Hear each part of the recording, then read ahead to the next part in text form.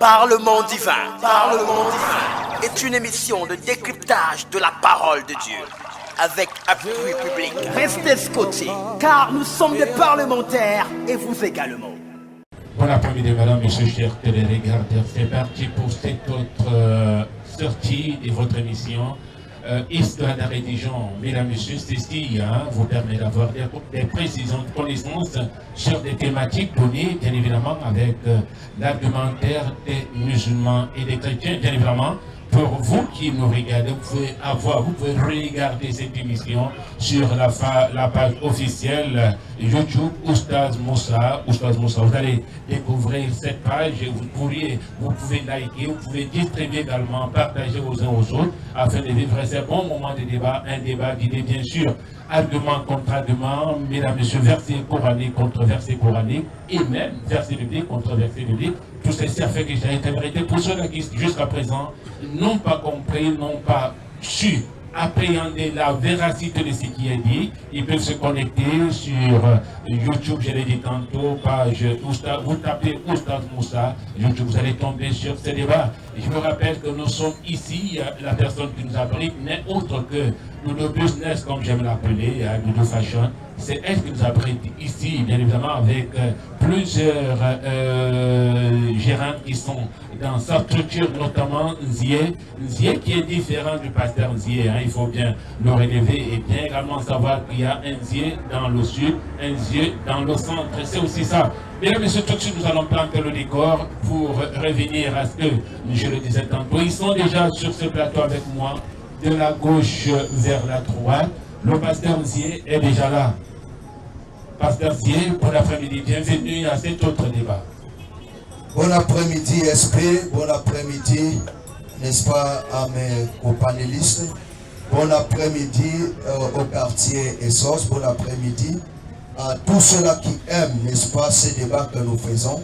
Nous sommes là et nous croyons que ce qui a été dit avant le Coran sera davantage dit. D'accord, merci. Alors, Oustaz Scanner, bon après-midi à toi. Bon après-midi, monsieur le journaliste. Salam alaikum à tous les frères musulmans qui se retrouvent à l'instant avec nous. Et un chaleureux bonsoir à tous les frères chrétiens. Et bonsoir à tous les frères chrétiens qui sont là, qui nous suivent à l'instant. Non. Vous savez, nous sommes là. C'est-à-dire, il n'y a pas de fanatisme. Nous sommes là pour échanger avec les frères chrétiens, comme Allah nous a dit dans Sourate 29, verset 46. Et ne discute que de la meilleure façon avec du genre du livre. Sauf ceux qui sont injustes parmi eux. Et nous voyons qu'il n'y a pas aucun passé qui est injuste ici là. Allah nous facilite. D'accord, merci, merci Oustaz Scanner. Ah, Scanner, ça renvoie à plus d'une chose. Alors, évangéliste Benjamin, bon après-midi. Bonsoir SP, bonsoir le Cameroun, bonsoir ceux qui nous suivent à partir de leur poste de récepteurs téléviseurs. Nous sommes très contents d'être là ce soir. Nous voulons, par la grâce du Seigneur, apporter, n'est-ce pas, la vérité sur la crucifixion de Yeshua, qui n'est plus, n'est-ce pas, à démontrer. C'est un fait biblique, c'est un fait historique. Et donc nous voulons davantage, avec amour et fermeté, dire à nos frères musulmans qui sont grossièrement dans l'erreur. Et c'est à cela que nous allons nous atteler cet après-midi. D'accord. Oustaz Moussa, bon après-midi à toi. Oui, bon après-midi SP, également bon après-midi aux pasteurs ici présents. Un très grand salam alaikum wa rahmatullahi wa barakatuhu à tous les frères musulmans. Également bon après-midi à Cheikh Suleiman, donc qui est venu aujourd'hui travailler. Ça c'est aussi un travail, on travaille pour Allah, qui est aussi venu travailler avec nous, donc toujours dans le même sens, donc de véhiculer la parole d'Allah, qui est celle-là, donc qui tire les âmes du ténèbre pour la lumière parfaite. D'accord. Voilà, pour la lumière parfaite, mesdames et messieurs, c'est sur ça que nous allons nous atteler. Et cet après-midi, je voudrais souhaiter un bon après-midi à toutes ces mamans qui nous regardent religieusement depuis longtemps. Je l'ai dit, je l'ai mentionné dans les propos liminaires. et que vous pouvez à partir de ce moment taper sur la page YouTube de Oustaz Moussa. Vous allez voir déjà le débat de mercredi passé. Vous pouvez visionner ce débat et celui-ci également, vous pouvez le visionner dans les prochains jours. Et dès que vous êtes sur cette page, vous pouvez liker ou alors distribuer cette page afin que plusieurs prennent connaissance de ce qui se passe au quartier Essos, lieu qui mobile Essos. Voilà, nous sommes déjà là, mesdames et messieurs, nous allons rentrer dans cette thématique, la thématique qui parle de la crucifixion de Jésus. Nous avons écouté les musulmans dire ils ne l'ont ni tué, ni crucifié. Également, il y a quelques extraits de la Bible qu'ils ont pu dire, qu'ils ont pris, nous disons Jésus a annoncé la venue de Mohamed. D'accord. Très content de savoir que la venue de Mohamed a été annoncée par Jésus. Et pendant ce temps, où était-il? Où allait-il? Pourquoi annoncer l'arrivée de quelqu'un pendant que lui-même, il n'est pas là? Alors que les musulmans, les chrétiens disent, ils soutiennent leur Dieu qu'il est mort pour nos péchés. Quel péché alors? Est-ce que ces péchés étaient catégorisés? Mesdames et messieurs, toutes ces questions bien autres vont pouvoir trouver une réponse dans le cadre de cette émission. Déjà, nous nous sommes séparés avec plusieurs préoccupations concernant les internautes et même les panélistes qui ont été là. Et non, j'allais dire, les téléregardateurs qui sont venus nous assister. Et donc, on va poser la question de savoir si Jésus est mort, pourquoi Judas est allé en enfer? D'accord, certainement aujourd'hui, ils pourront trouver une réponse à partir de cette question. Et l'autre pourra poser la question de savoir à quand la résurrection de Jésus, s'il est vraiment mort, est-ce qu'il va ressusciter? Pour ceux-là qui disent qu'il n'est pas ressuscité, il est mort, c'est vrai, mais maintenant il faut qu'il ressuscite. Attendons sa résurrection pour ceux qui disent qu'il est mort, mais il n'est pas ressuscité. Pour ceux qui disent qu'il est allé, Dieu l'a enlevé, il est donc où à l'instant précis? Mesdames et messieurs, toutes ces questions pourront trouver une réponse. Mais pour l'instant, 10 minutes pour les chrétiens, 10 minutes pour les musulmans. Ils vont nous aider à comprendre la crucifixion de Jésus. Si oui, quelle est l'importance? Sinon, pourquoi les historiens se sont attelés dessus? Nous allons commencer avec Oustaz Moussa. Oustaz Moussa, vous avez 10 minutes, mais ces 10 minutes, vous allez les diviser comme vous voulez. Hein. Vous pouvez prendre 2 minutes, vous donnez à Oustaz Scanner 2 minutes, ça dépendra de vous. Je vous laisse le soin. Alhamdulillah. Wa salatu wa salamu ala Rasulillah wa ala alihi wa ashabihi ajma'in. J'ai dit A'ouz billahi minash shaitanir rajim. Je vais dire, je cherche refuge auprès d'Allah contre le shaitan, le diable, donc qui est celui-là, donc qui a pour mission de tirer les âmes, les bonnes âmes, c'est-à-dire que du bon chemin pour le ténèbre, et qu'il a également pour mission de continuer à enfoncer ceux qui sont déjà dans le ténèbre, dans le plus profond du ténèbre. C'est ça la mission du diable. Parce que le diable, lui, il connaît déjà son sort, et il avait déjà fait cette promesse à Allah, que lui ne va pas aller en enfer seul. Il y aura les alliés avec lui. Alors nous demandons refuge auprès d'Allah pour ce diable. Alors nous demandons à Allah d'être de notre côté. Donc pour que nous ayons la force, la possibilité et une langue fragile et légère. Donc pour véhiculer son message, quitte à ce que tous ceux qui se retrouvent encore dans le ténèbre, par sa propre permission, lui, Allah, et par peut-être nos modestes voix, donc qu'ils puissent regagner la lumière parfaite qui n'est autre que celle-là qui envoie les âmes au paradis. Alors, le thème continue aujourd'hui. Je pense que c'est ce qu'on appelle la suite fin. Donc le thème de la crucifixion de Isa alayhi wa sallam, la prétendue crucifixion de Isa alayhi wa sallam. Le Coran a été très clair, tel que le journaliste a déjà commencé à dire. Alors je vais prier le frère de nous lire la sourate 3 au verset 55. Bismillah. Sourate 3 verset 55. Oui frère. Rappelle-toi. Oui. Quand Allah dit, oh Jésus, oui, certes, je vais mettre fin à ta vie terrestre. Oui frère. T'élever vers moi. Oui. Te débarrasser de ceux qui n'ont pas cru. Oui. Et mettre au jour de la résurrection ceux qui te suivent au-dessus de ceux qui ne croient pas. C'est bon. Allah dit, à Isa alayhi wa salam, Ibn Maryam, que je vais mettre fin à ta vie terrestre et t'élever vers moi. Nous lisons cette sourate, ce verset, parce que c'est le verset dont les oreilles bouchées ont souvent utilisé, donc avec ambiguïté, donc pour essayer d'expliquer à leur façon, alors qu'ils n'ont rien compris. Quand Allah dit, je vais mettre fin à ta vie terrestre et t'élever vers moi. Alors frère, il faut nous lire la sourate 4, verset 156. À 156, ouais. 24, verset 156. Oui frère. Et à cause de leur mécréance Oui. et de leur énorme calomnie qu'ils prononçaient contre Marie, Oui.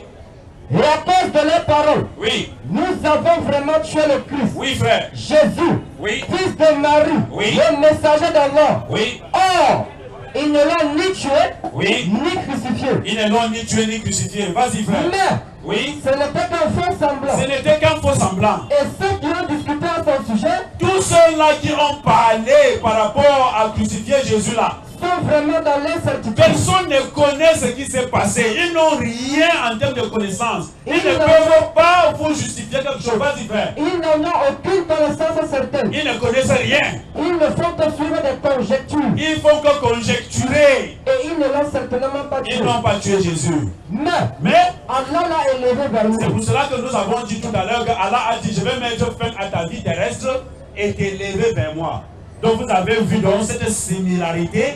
C'est-à-dire que les deux sourates que Allah nous a parlé par rapport, c'est-à-dire à cette folie de présomption, donc la prétendue crucifixion de Jésus sur la croix. Alors, oui, certes, dans la Bible, Jésus a parlé que les gens là, ils sont en train de vouloir le crucifier. Jésus a parlé. Le prophète avait dit, parce que c'est les choses qui se destinaient, parce que c'est ce qui était sur le plan. Le plan était de le crucifier. Mais la plus grande question, c'est que est-ce que c'est arrivé? Est-ce que Jésus a été crucifié? Frère, il faut nous lire 2 Rois 20. À partir du verset 1. Vas-y. 2 Rois chapitre 20. Oui, frère. Verset 1er. Vas-y, frère. En ce temps-là, Oui. Ézéchias fut malade à la mort. Ézéchias était malade jusqu'à ce qu'il devait même mourir. Le prophète Esaïe, Le prophète Isaïe, fils d'Amos, oui, va auprès de lui il est parti auprès de Ézéchias. et lui dit, Il a dit, ainsi parle l'Éternel, l'Éternel dit ceci. donne tes armes à ta maison, Il faut maintenant faire ton testament parce que c'est fini pour toi. Tu vas car mourir. Oui. tu vas mourir Tu vas mourir. Ça, c'est le décret de l'Éternel. et tu ne vivras plus. Tu ne peux plus vivre. Ézéchias, Attends d'abord, frère. C'est-à-dire que l'Éternel est en train de dire ici, là, au roi Ézéchias, pour toi, c'est fini. C'est un décret. L'Éternel dit que pour toi, il faut déjà faire ton testament. Tes habits là, ta maison là, tes champs là, ton argent là, vois déjà à qui tu vas donner. Parce que tu ne vas plus vivre. Continue. Ézéchias Oui. tourna son visage contre le mur. Quand Ézéchias a compris cela de la bouche du prophète Isaïe, il a fait quoi? Il a tourné son visage contre le mur. Et fit cette prière à l'Éternel. Il a prié l'Éternel. Ô Éternel, Oh l'Éternel. souviens-toi que j'ai marché devant ta face L'Éternel, n'est-ce pas, j'ai tout fait cela pour toi. avec fidélité Avec fidélité, j'ai fait fidèle à toi. et intégrité de cœur. Vas-y frère, Et que j'ai fait ce qui est bien à tes yeux. continue. Et Ézéchias répondit d'abondantes larmes. Voilà. D'abondantes Larmes. Continue frère. Esaïe, Isaïe, qui était sorti, oui, n'était pas encore dans la cour du milieu. oui, Lorsque la parole de l'Éternel lui fut adressée en ces termes, oui, retourne oui, et dis à Ézéchias, oui, chef de mon peuple, oui, ainsi parle l'Éternel, Oui. le Dieu de David, Vas-y. ton père. oui. J'ai entendu ta prière. Attends d'abord. L'Éternel a décrété que Ézéchias devait mourir. Il a envoyé le prophète Isaïe lui dire cela, que c'est fini pour toi, fais ton testament. Maintenant, Ézéchias, qu'est-ce qu'il a fait? Il a dit, oh l'Éternel, j'ai marché devant ta face. J'ai été fidèle à toi. Il s'est retourné, il a regardé le mur. Il a prié avec des larmes, comme Jésus a prié avec des grandes larmes et des supplications. C'est ce que Ézéchias a fait. Continue le verset, frère. J'ai entendu ta prière. L'Éternel dit maintenant, j'ai entendu ta prière, Ézéchias. J'ai vu tes larmes. Maintenant, là, j'ai vu les larmes que tu as coulées. Voici. Je te guérirai. Maintenant, là, je vais te bénir. Le troisième jour, Le troisième jour, tu monteras à la maison de l'Éternel. continue. J'ajouterai à tes jours Stop. L'Éternel dit qu'au lieu de mourir, je vais donc ajouter à tes jours. Continue. 15 années. Tu vas encore faire 15 années de vie. Tu Je vas encore te faire. délivrerai. C'est même bon là. Ça veut dire que la prière d'Ézéchias là, C'est cette chose qui avait été décrétée par l'Éternel lui-même. Mais Ézéchiel, ça fait comment? Il a prié des larmes, des supplications. Lis-moi Hébreux 5, verset 7. Hébreux chapitre 5, Oui. verset 7. Continue, frère. C'est lui. Dans les jours de sa Dans chair. les jours de sa chair. C'est Jésus dans les jours de sa chair. Et Vas-y. présenté avec de grands cris. Les mêmes cris d'Ézéchiel là-bas, c'est ce qui s'est passé à Jésus. Et avec larmes. Il a crié. Il a pleuré. Et des supplications. Il a supplié. À celui qui pouvait le sauver de la mort. L'Éternel qui devait le sauver de cette mort dont les gens étaient en train de vouloir le tuer. Dont les gens étaient en train de vouloir le tuer. Il a fait la même chose. La prière et la supplication, c'est ça la lance. Donc, c'est que c'est ça la lance pour sauver l'être humain. Quand tu es en détresse, en position de détresse, tu dois supplier l'Éternel, tu dois prier, tu dois pleurer. C'est ça le socle de la foi. C'est ça l'Éternel va te sauver. Continue le verset. Ayant été exaucé. L'Éternel a donc exaucé la prière de Jésus. À cause de sa piété. Parce que Jésus était pieux. Qu'est-ce que Jésus a demandé? Il ne voulait pas mourir. Et pour que l'Éternel puisse exaucer sa prière, il a crié, il a pleuré, il a demandé à l'Éternel qu'il ne veut pas mourir. Et l'Éternel a exaucé sa prière. Je vais laisser les minutes à mon frère Souleymane. Non. أعوذ بالله السميع العليم من الشيطان الرجيم من همزه ونفخه ونفسه رب اشرح لي صدري ويسر لي أمري واحلل عقدة من لساني يفقهوا قولي ثم ما بعد. Assalamu alaikum à tous mes frères musulmans. Vous avez écouté mon frère. Je vais seulement vous dire quelque chose. Lorsque mon frère parlait de Sourate 3, verset 53, on va dire 53 à 55, j'ai vu le pasteur, il a commencé à rire. Parce que le frère dit que Allah a dit, je vais te lever, te mettre au-dessus de ceux qui n'ont pas cru. Alors que c'est dans la Bible. Donc, prends d'abord Jean chapitre 6, à partir de verset 66 à 67. Jean chapitre 6, verset 67. Voilà les gens qui seront au-dessus de ceux qui n'ont pas cru à Jésus-Christ. Le voilà. Dès ce moment, plusieurs de ses disciples se retirèrent. Beaucoup de disciples de Jésus se retiraient de Jésus-Christ. Et ils n'allaient plus avec lui. Oui. Jésus donc dit aux 12. Jésus dit maintenant aux 12. Et vous? Pourquoi vous? Ne voulez-vous pas aussi? Pourquoi vous ne partez pas de moi? Simon Pierre lui Simon Pierre dit, où irons-nous alors que tu as la parole de la vie éternelle? Voilà ceux qui seront au-dessus de ceux qui n'ont pas cru en Jésus. Voilà pourquoi même Jésus a dit dans Matthieu chapitre 28, à partir du verset 19, il a dit quoi? Pierre par la parole dit à Jésus-Christ, nous avons tout quitté et nous l'avons suivi.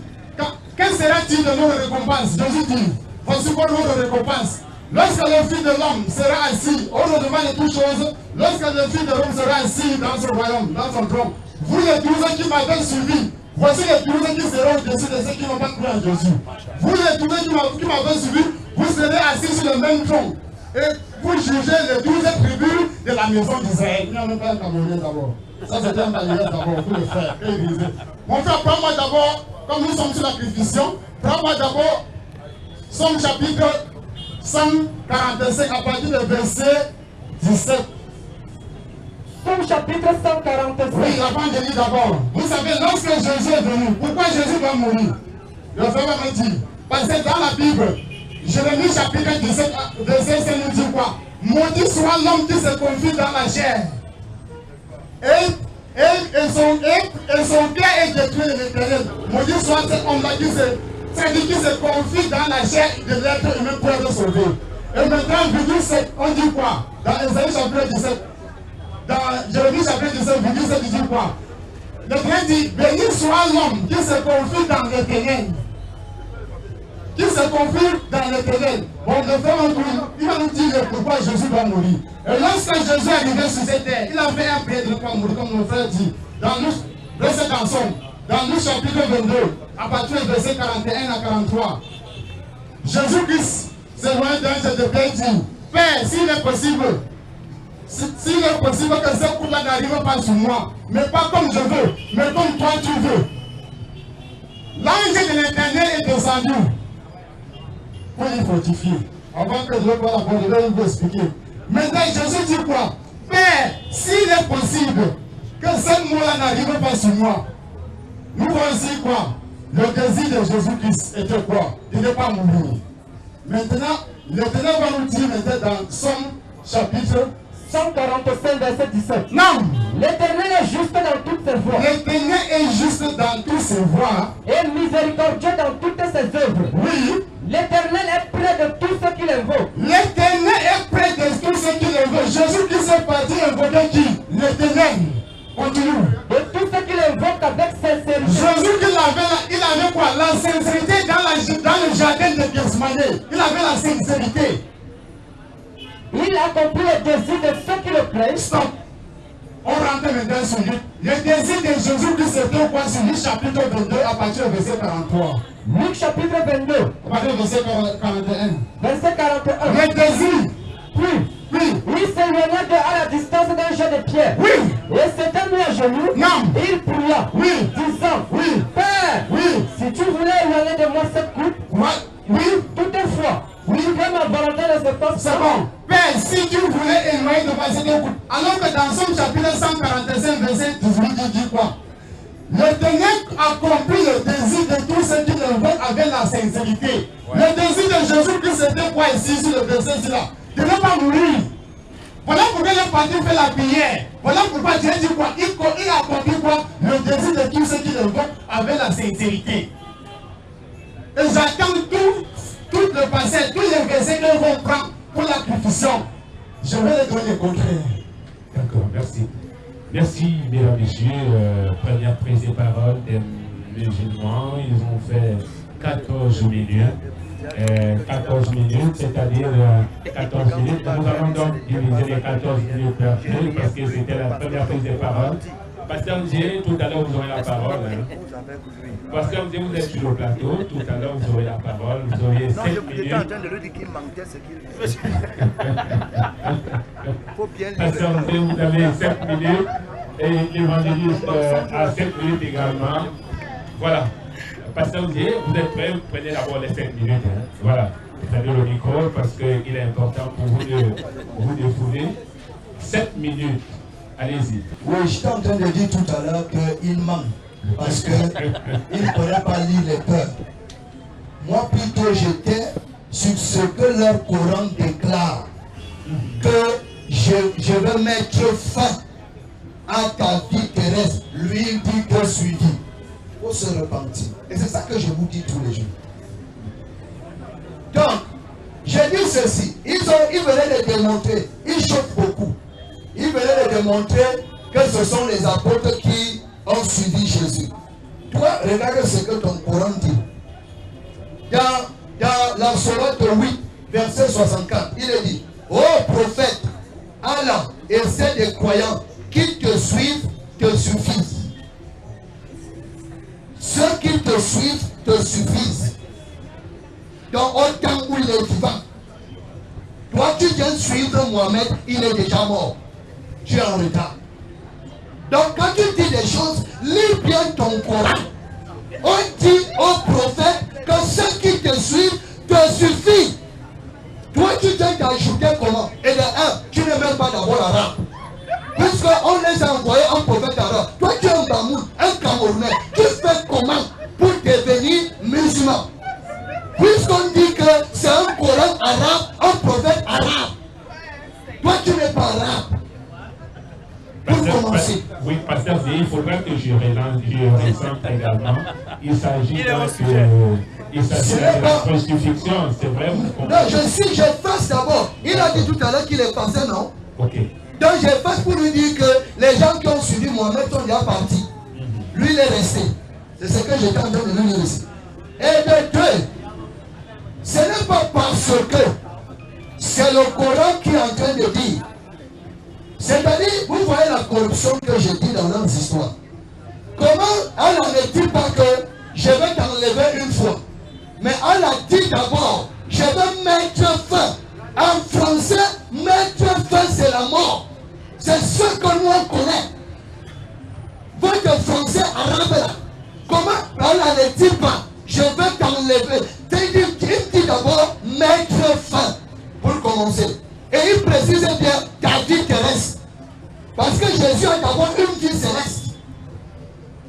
Avant que Jésus ne vienne sur la terre, il était d'abord au ciel. Et de l'autre côté, je vais Jésus. Dans Jean 12, c'est pourquoi je vous ai déjà dit qu'il faut connaître le contexte. Je ne peux pas parler de la crucifixion sans balayer les bêtises, comme vous aviez dit. J'appelle ça bêtise pourquoi? Comment vous pouvez soutenir? Tu peux prendre Ézéchias. Tu peux prendre Ézéchias comme exemple. Je te pose la question et moi-même je réponds. Est-ce que Ézéchias n'est pas mort? Est-ce que Ézéchias est resté vivant? Plus tard, la Bible dit qu'Ézéchias est mort. Donc il faut continuer la lecture. De l'autre côté, je ne veux plus revenir.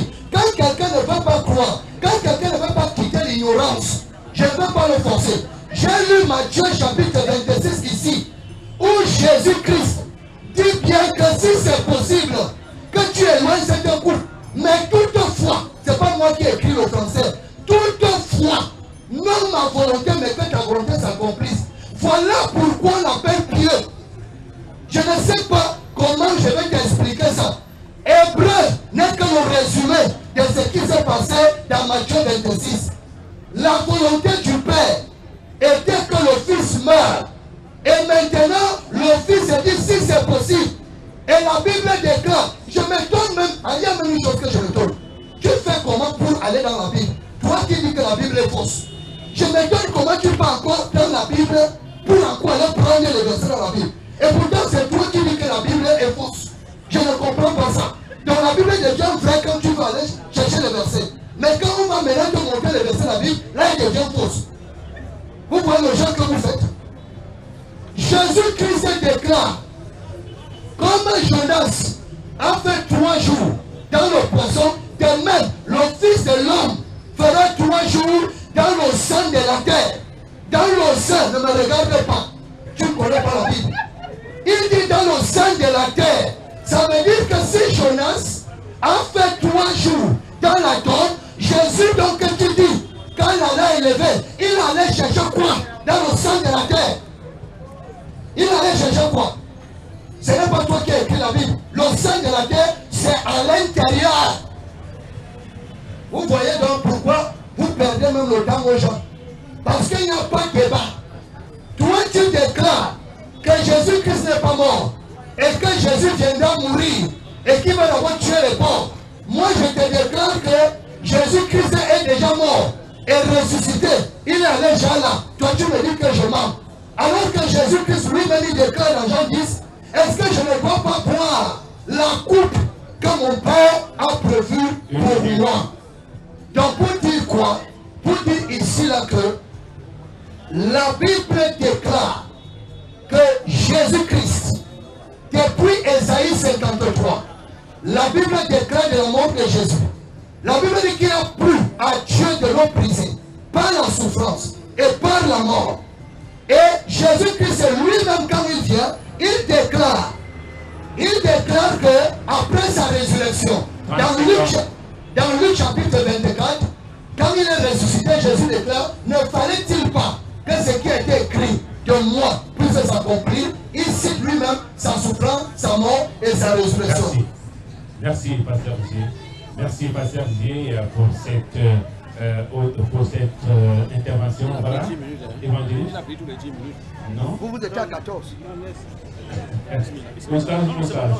Voilà. Vous avez, il a fait 7 minutes et l'évangéliste fera également 7 minutes. Super. Voilà. Évangéliste, vous avez 7 minutes. Allez-y.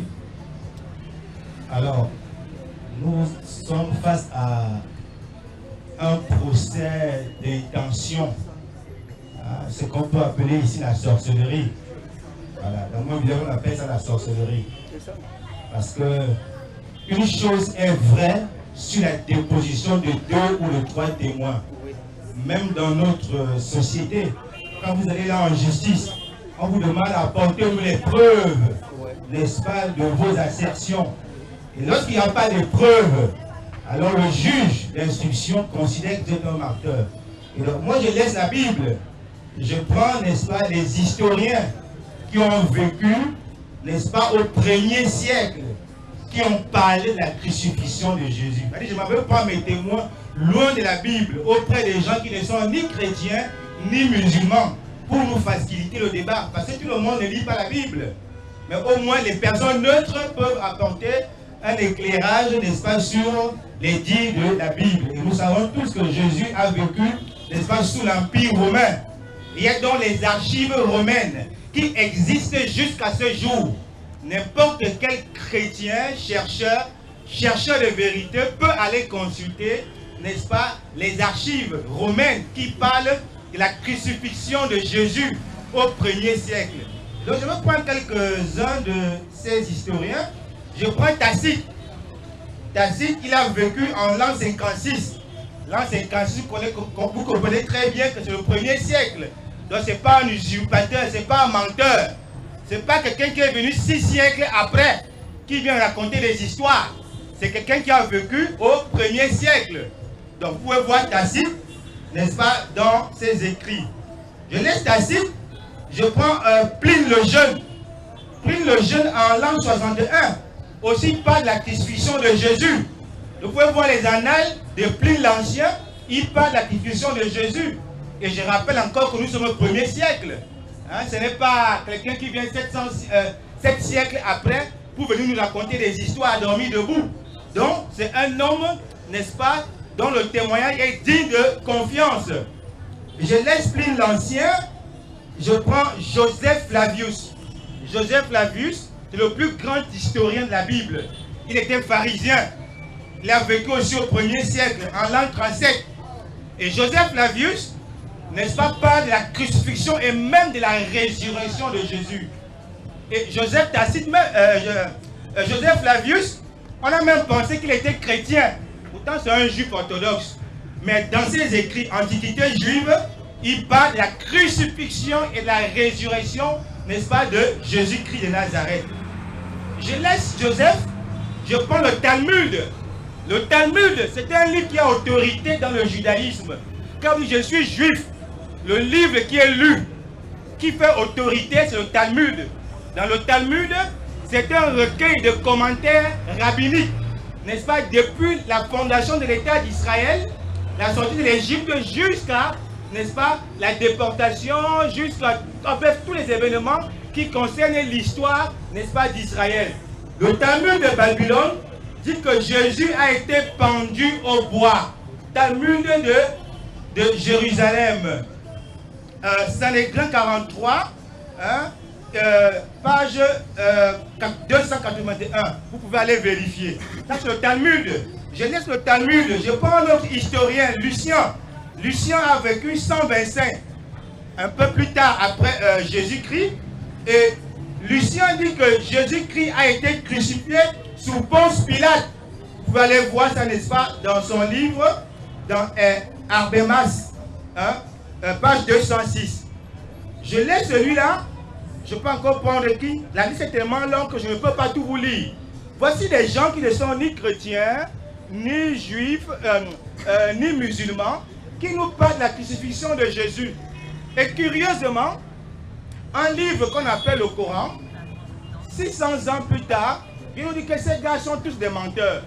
Que ces gars sont tous, n'est-ce pas, des gens qui cherchent l'argent. Entre nous, où est la vérité dans, n'est-ce pas, le Coran, dans les dits de l'islam?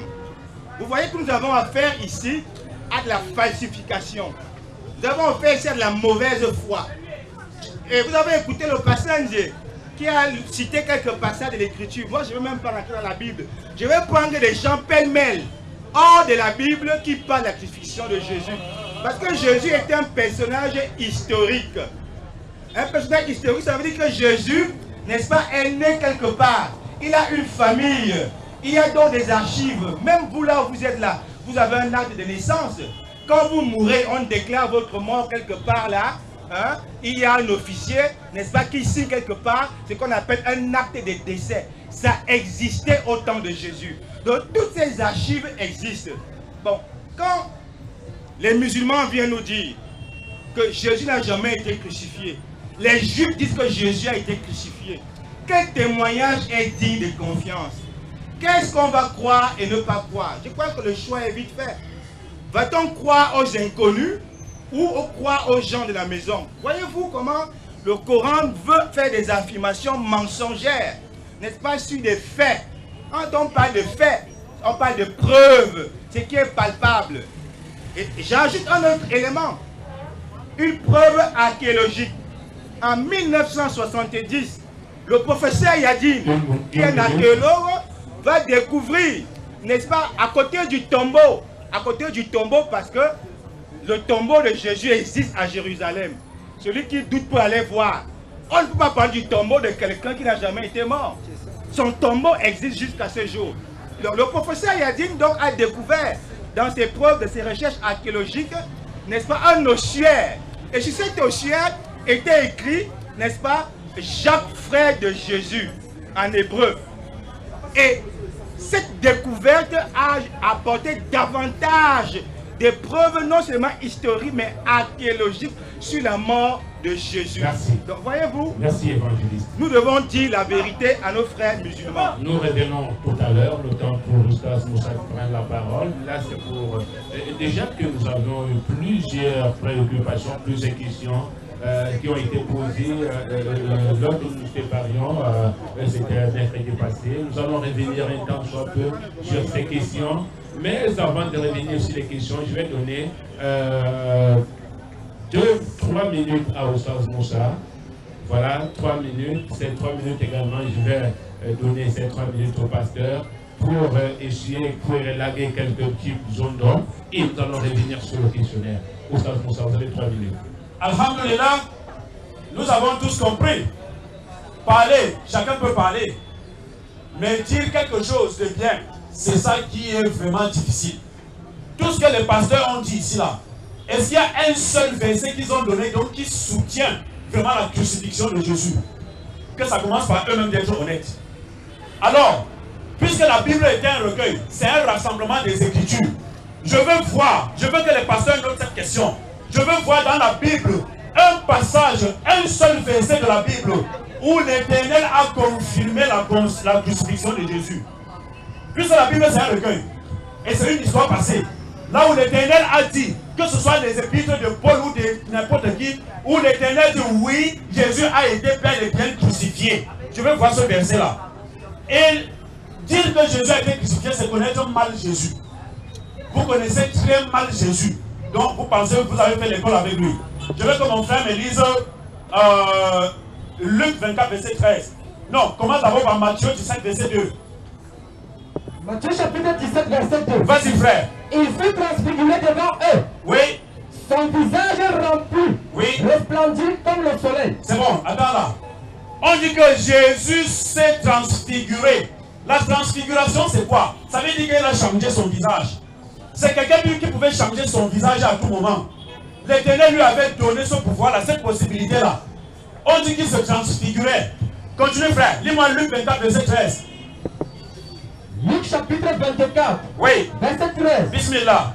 Et voici, oui, ce même jour, oui, 2 disciples allaient à un village nommé Emmaüs, oui, éloigné de Jérusalem de 60 stades. Oui, et ils entretenaient de tout ce qui s'était passé. Oui. Pendant qu'ils parlaient, oui, et discutaient, oui, Jésus s'approcha, oui, et fit route avec eux. Oui. Mais leurs yeux étaient empêchés de reconnaître. Stop là. Ça dit que les gens là, Allah a dit que c'est un faux semblant. Il y a eu l'événement. Mais Allah dit que c'est un faux semblant. Chacun parlait de cet événement, de ce qui s'est passé. Mais Jésus est les propres disciples de Jésus. On dit ce même jour, les propres disciples de Jésus. Jésus marche ce même jour avec ses propres disciples, avec qui il a passé des années, avec qui il a passé du temps. Mais leurs yeux étaient empêchés de le reconnaître. C'est pour cela que Allah dit que c'était un faux semblant. Donc Jésus s'est transfiguré. Jésus pouvait devenir quelqu'un d'autre.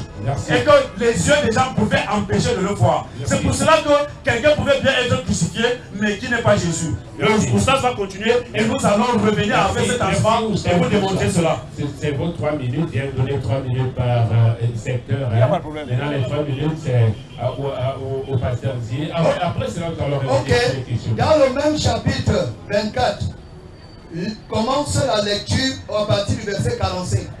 Luc chapitre 24, verset 45. Oui. Alors, il leur ouvrit l'esprit, afin qu'ils comprissent les Écritures.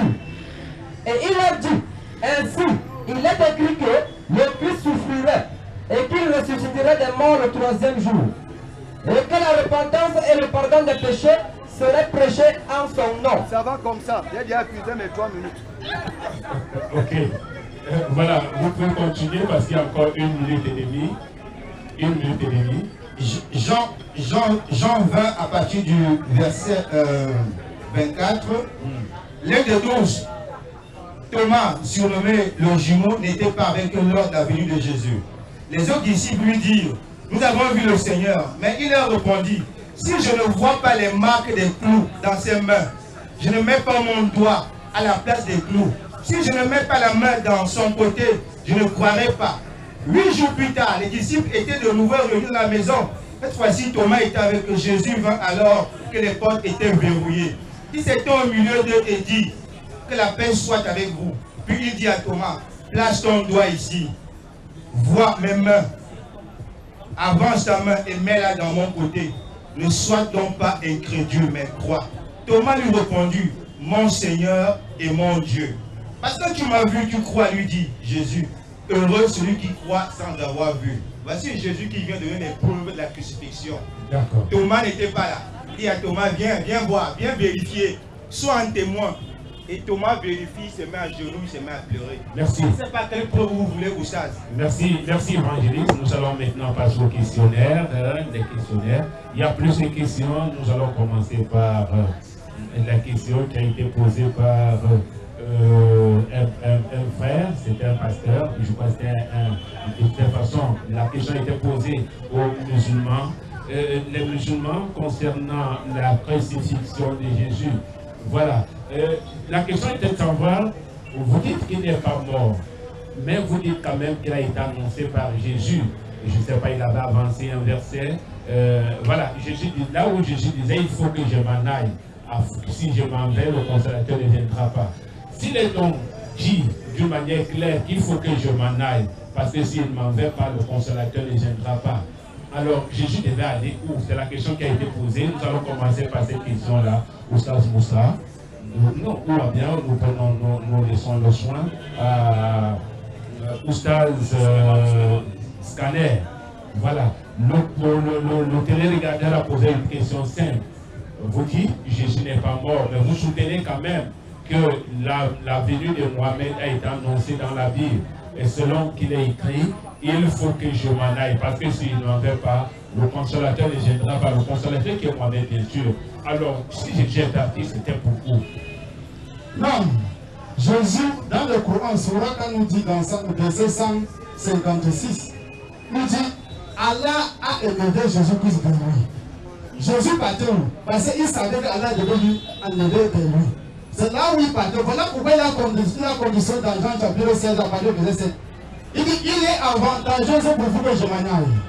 Mais si je n'en veux pas, le consolateur ne viendra pas. Donc il a dit, son départ est conditionné. C'est-à-dire, la venue de le consolateur est conditionnée avec le départ de Jésus-Christ. Pourquoi? Lorsque le consolateur, ça doit être un homme, pas le Saint-Esprit. Parce que lorsque Jésus était là, le Saint-Esprit était là. Même le Saint-Esprit était dans Luc chapitre 1, verset 15, avec Jean-Baptiste. Et Jésus-Christ aussi était un consolateur. Bon, maintenant, pour revenir à tout ce que vous êtes en train de dire, maintenant le verset dont vous avez fait mention dans le Coran, selon que j'ai entendu, c'est-à-dire que c'est à ce moment-là qu'Allah devait mettre fin à la vie terrestre de Jésus pour l'élever vers lui, c'est ça? Non, lorsqu'on dit le frère pour le verset, il a dit je ne suis pas arabe, mais il ne connaît pas arabe. Regarde, dans Sourate 3, verset 55, oui. On dit quoi? Moutawak Fik. Ce n'est pas Al-Maut. C'est-à-dire? Moutawak, ça dit quoi? Je vais mettre fin à ta vie terrestre. Mettre fin à la vie terrestre, ça ne veut pas dire que tu es, même dans le dictionnaire français. Moi, je n'ai pas fait l'école, mais je suis surpris qu'un passage dit que mettre fin à la vie terrestre de l'être humain, ça veut dire mourir. Non, même dans le dictionnaire, le dictionnaire, ce n'est pas ça. Lorsque Allah dit je vais mettre fin à ta vie terrestre, la vie je vais te dire c'est quoi? C'est sa mission. Je vais mettre fin à ta mission. C'est vrai que je suis un peu embarrassé là. Hein? Non. Parce que quand on dit fin, c'est la fin. C'est la fin. C'est-à-dire qu'à des moins il y a autre chose qui sont dessus. Je vais mettre fin à ton travail. Il va quitter la terre oui. pour mourir. C'est-à-dire que je vais mettre fin à ton travail. Oui. Je vais mettre fin à ta vie. Est-ce que vous avez dit Non, soyons quand même d'accord, de toute façon, allemand, attends, parce on dit comment ça, en arabe on dit quoi? Allemand, on dit quoi, maman? Ce n'est pas la même chose avec ce qu'il est en train de dire. Bon, et si Jésus est mort pour eux, il dit que Jésus va mourir, non? Mais Paul dit quoi? Galates chapitre 5. Attends, je vais un verset. Oui, rapidement. Je suis la verset. Il y a encore des questions pour les pasteurs. Hein? Oui, je lis un texte, s'il vous plaît. Rapidement. Galates chapitre 5, verset 2 nous dit quoi? Il dit, moi, Paul, si quelqu'un se fait circoncier, Jésus-Christ ne lui servira à rien. J'espère que le passé est circoncis aussi. Si la Bible dit si quelqu'un se fait circoncier, Jésus ne sert à rien. Tu peux parler de Jésus comment? Je voulais déjà dire le contexte. D'abord en haut, avant le verset. Alors, je reviens maintenant sur les pasteurs. Je vais commencer par l'évangéliste. Alors, évangéliste, il y a une question qui a été posée par un frère. Il posait la question de savoir si Jésus est mort, pourquoi Judas est allé en enfer? C'était une question qui a été posée ici. Hein? Si Jésus est mort, pourquoi Judas est allé en enfer? Parce qu'on dit que Jésus est mort pour nos péchés. Pourquoi Judas est allé en enfer? Bon, c'est une question effectivement qui mérite une réponse. Dans un premier temps, il faut dire une chose ici. Judas, effectivement, Jésus le dit clairement dans ses paroles. Malheur à celui par qui, hein, quand il parle de satisfaction, il annonce sa mort. Malheur à celui par qui sa mort ou satisfaction, n'est-ce pas, arrivera. Ça, c'est une chose. Maintenant, parler déjà de l'enfer ici, ça soulève beaucoup d'autres questions. Parce qu'effectivement, l'enfer, c'est après le jugement dernier. Hein? Le jugement dernier n'a pas encore eu lieu. Alors, donc, ceux qui veulent déjà précipiter le départ de Judas en enfer vont vite en besogne. Évidemment, Jésus est venu pour mourir. Hein? Ça, c'est un fait. Le péché de Judas, si vous le voulez, parce que c'est le fond de la question, le péché de Judas, c'est le fait, n'est-ce pas, de s'être suicidé. Vous comprenez, lui-même, Judas a décidé de mettre fin à ses jours. Vous comprenez? Jésus est venu pour mourir. Donc, ça ne pouvait pas être Judas, ça pouvait être Pierre, ça pouvait être Jean. Donc, si Judas s'était procédé devant le maître en disant pardonne-moi, le maître lui aurait pardonné. Donc, il n'y a pas de fatalité là-dedans. La fatalité ou encore l'irréparable de Judas, c'est le fait qu'il décide de mettre fin à ses jours. Or, c'est écrit dans la loi que personne n'a le pouvoir d'enlever sa vie. Voilà le problème de Judas. Là, c'est son gros problème. Donc, ce n'est pas le fait d'avoir livré le Seigneur. Maintenant, permettez-moi de rebondir sur ce que l'imam venait de dire. Jean 15 n'annonce pas la venue de Mohamed. Il n'y a pas un seul verset dans la Bible qui annonce la venue de Mohamed. Il n'a même pas dit ça. Il n'a pas dit Jean 15. Oui, non, parce que les musulmans, oui, c'est le consolateur. La venue du consolateur, c'est à partir de Jean 15. Quand Jésus annonce le consolateur, il est avantageux que je m'en aille. Mais dans les milieux musulmans, ils disent que Jésus a annoncé le consolateur et que le consolateur c'est Mohamed. Donc, ils assimilent Mohamed au consolateur. Or, c'est faux. Ce n'est pas la vérité. Le mot grec écrit dans Jean 15, c'est parakletos. Et les musulmans, et je le dis haut et fort, peuvent aller vérifier, ceux qui soutiennent cette thèse-là, ont falsifié le mot grec en écrivant là-bas périklitos pour faire de Mohamed, n'est-ce pas, le consolateur. Jésus n'a jamais annoncé la venue de Mohamed. Il faut que ce soit clair. Et que les musulmans arrêtent de le dire. Parce que même s'ils ne veulent pas le dire ici, dans les mosquées, ça se dit. Quand vous discutez avec les imams, ils vous le disent clairement. Donc Jésus n'annonce nulle part la venue de Mohamed. Merci. Merci. Nous allons continuer avec les questionnaires. Hein. Maintenant, je vais revenir un tout petit peu sur la crucifixion de Jésus, sur la prétendue mort de Jésus selon les musulmans.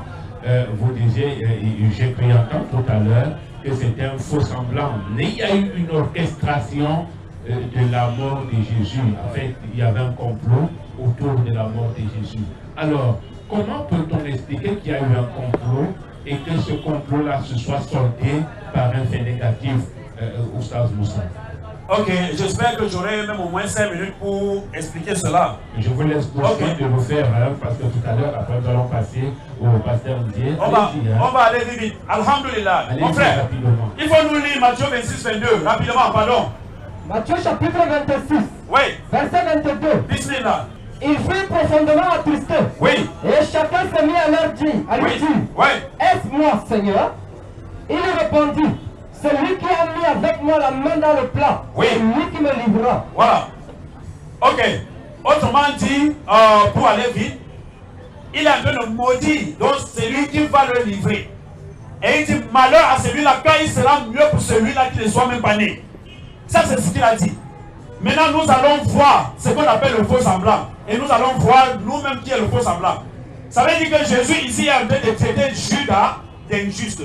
C'est-à-dire que c'est celui qui va le livrer. Puisque dans la Bible, c'est clair et net que Satan entra dans Judas. Donc c'est Judas qui a livré Jésus. Tout le monde le sait. Ok, mon frère, allons-y dans Proverbe 21, verset 18. Proverbe chapitre 21. Oui. Verset 18. Vas-y, frère. Le méchant. Oui. Sert de rançon pour le juste. Le méchant sert de rançon pour le juste. Ça veut dire qu'il y a déjà deux côtés opposés. Ici, il y a Jésus et il y a Judas. Qui est dans le juste, qui est dans le méchant, parmi les deux. Qui doit servir de rançon pour qui? C'est ce que nous allons voir aujourd'hui. Car, prends ma Proverbe 11, verset 8. Rapidement. On va Proverbe chapitre 11, verset 8. Vas-y, frère. Le juste est délivré de la détresse. Oui. Et le méchant prend sa place. C'est le méchant qui prend la place du juste. Ça veut dire qu'entre Jésus ici et Judas, il y a un juste et il y a un méchant. Qui doit prendre la place de qui? Allons maintenant là. Ok. Maintenant, gars, on continue. Somme 15, verset 29. Allons vite. Somme chapitre 15. Oui. Verset 29. Ou bien Proverbe 15, 29. Proverbe chapitre 15. Oui, frère. Verset 29. Vas-y. L'Éternel, oui, c'est loin des méchants. C'est ça le verset. Mais oui, il écoute la prière des justes. Oui. Ce qui plaît, oui, et Dieu réjouit le cœur. Ah, alhamdulillah. C'est bon. Ça dit que c'est lui qui est juste quand tu pries. Quand tu poses son front, s'il te plaît, ne me coupe pas, c'est un enseignement. Tu vas me donner le temps là au pasteur. S'il te plaît, tu vas donner le temps là au pasteur, c'est important. Oui, ok. Donc le juste, quand tu pries là, quand il pose son front par terre là, comme Jésus a posé son front dans Matthieu 26, 39 par terre là, pour prier là, il est face à l'éternel. Et il est juste et l'éternel va exaucer sa prière. C'est pour cela qu'ils vont tout faire pour tuer Judas dans la Bible. Ils vont tout faire pour tuer Judas. Parce qu'eux ne savent pas là où Judas est parti dans la Bible. Frère, il faut nous prendre Matthieu 27, verset 13, verset 3. Matthieu chapitre 27. Eux ne savent pas là où Judas est parti. Prends-nous Matthieu 27, verset 3. Alors, oui, vas-y frère. Qu'il allait livrer. Judas qui est parti le livrer. Voyant qu'il était condamné. Oui. Se répandit. Il s'est répandu. Et reprocha les 30 pièces d'argent. Il a pris les 30 pièces d'argent qu'on lui a donné. Aux principaux sacrificateurs. Il a remis ça aux principaux sacrificateurs. Et aux anciens. Et aux anciens. En disant. Oui. J'ai péché. Oui. En livrant le sang innocent. Oui. Il répondit. Oui. Que nous importe. Oui. Cela te regarde. C'est bon, attends même là. Parce qu'il va dire que c'est fini. Je finis au dernier verset. Judas a pris les 30 pièces d'argent. Il a remis ça aux principaux sacrificateurs en regrettant ses actes. Maintenant là, mon frère, prends-nous acte 1, verset 18. Acte chapitre 1, verset 18. Ils ne connaissent pas là où Judas est parti. Vas-y. Cet homme, Judas. Oui. Un champ avec le salaire du crime. C'est bon. Maintenant, là, l'argent que Judas a pris est parti acheter le champ avec. Alors que là-bas, il a remis ça aux principaux sacrificateurs. Judas est parti où? On dit qu'il est parti. Et là-bas, on dit qu'il est parti se pendre. Il s'est suicidé là-bas. Et ici, on dit qu'il est parti au champ, il est tombé, il a ouvert son ventre. Eux ne connaissent pas là où Judas est parti. On a rien dit. Ça dit que le méchant sert de rançon pour le juste. D'accord, merci. Merci, Oustaz Moussa. C'est vrai qu'il y a plusieurs questions qui découlent de cette intervention. Pasteur Dié, il y a une question qui a été posée tout à l'heure par Oustaz Moussa. C'était de trouver, de confirmer par écrit un passage de Bible qui confirme la mort de Jésus. C'est vrai que vous l'avez déjà fait d'entrée de Jésus. Oui, je l'ai déjà fait. Je reprends encore Matthieu qui venait de lire. Oui. Et je prie, mes frères musulmans, je vous en supplie. Ne prenez jamais un verset sans prendre tout le chapitre. C'est ça qui vous tue. Parce que vous cherchez simplement les versets. Or, le même chapitre qui venait d'utiliser, le même chapitre en bas, voici ce que Jésus dit. dans Matthieu 26. Il dit ceci. Pendant qu'il mangeait, verset 26, pendant qu'il mangeait, Jésus prit du pain. Après avoir rendu grâce, il le rompit et le donna aux disciples en disant, prenez, mangez, ceci est mon corps. Il prit ensuite une coupe. Après avoir rendu grâce, il leur donna en disant, buvez-en tous. Car ceci est mon sang, le sang de l'alliance, qui est répandu pour plusieurs pour la rémission des péchés. Je vous le dis, je ne boirai plus désormais de ce fruit de la vie, jusqu'au jour où j'en boirai du nouveau avec vous dans le royaume de mon Père. Après avoir chanté les cantiques, ils se rendirent à la montagne des Oliviers. Alors Jésus leur dit, je serai pour vous tous cette nuit une occasion de chute, car il est écrit, je frapperai le berger et les brebis du troupeau seront dispersées. Mais après que je serai ressuscité, je vous précéderai en Galilée. Je ne sais pas, ça c'est les paroles de Jésus lui-même. Il dit quand il sera ressuscité, il va précéder les disciples.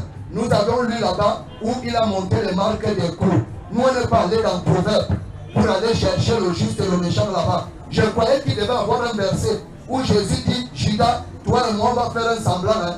C'est toi qui vas mourir à ma place. Je n'ai pas vu ce verset. D'accord. Ok, merci. Je vais vous laisser le soin de poser les questions, chers téléregardeurs. Vous qui êtes là, vous pouvez avancer. Si vous avez une question à poser à propos de la crucifixion de Jésus, vous pouvez. Oui, venez, monsieur, approchez-vous. Vous allez prendre le micro. Vous vous présentez et vous. Voilà le micro, hein. Voilà. Bonsoir. Bonsoir. Monsieur ma chère Ambulant. Oui. Je vous ai écouté. La question que moi je veux simplement poser, je veux savoir si la loi et la grâce marchent ensemble. Voilà. C'est la simple question que je veux d'abord poser. Voilà. La loi et la grâce marchent ensemble. Est-ce que ça marche ensemble? D'accord. Ok, merci. Est-ce que la loi et la grâce marchent ensemble? Voilà. Est-ce qu'il y a une autre question, s'il vous plaît? D'accord. Emma, vous pouvez répondre. Non. Selon Dieu, la loi et la grâce, ça marche ensemble. Qu'est-ce que la grâce? La grâce, c'est-à-dire, c'est une manière que Dieu te donne. C'est-à-dire que tu peux te repentir. Parce que la grâce, c'est quoi? Voilà pourquoi on l'a dit à qui? Aux enfants d'Israël qui étaient à Rome. Que la grâce vous a été donnée. La grâce, c'est quoi? Vous pouvez retourner, vous pouvez vous repentir. C'est ça qu'on appelle la grâce. C'est une occasion que Dieu, c'est une permission que Dieu te donne pour te repentir. La grâce, c'est la repentance, frère. Parce que avant, quand tu commettais un péché là, il te fallait quoi? Un agneau. Pour que ton péché soit pardonné. Maintenant, Jésus-Christ est venu avec quoi? Il est venu maintenant pour abolir quoi? Cette loi-là. Maintenant, il est venu avec quoi? Avec la grâce qui est quoi? La repentance. Voilà pourquoi il dit maintenant quoi? Repentez-vous car le royaume de Dieu est proche. C'est la grâce et la repentance. Est-ce que la grâce et la loi marchent ensemble? Ok.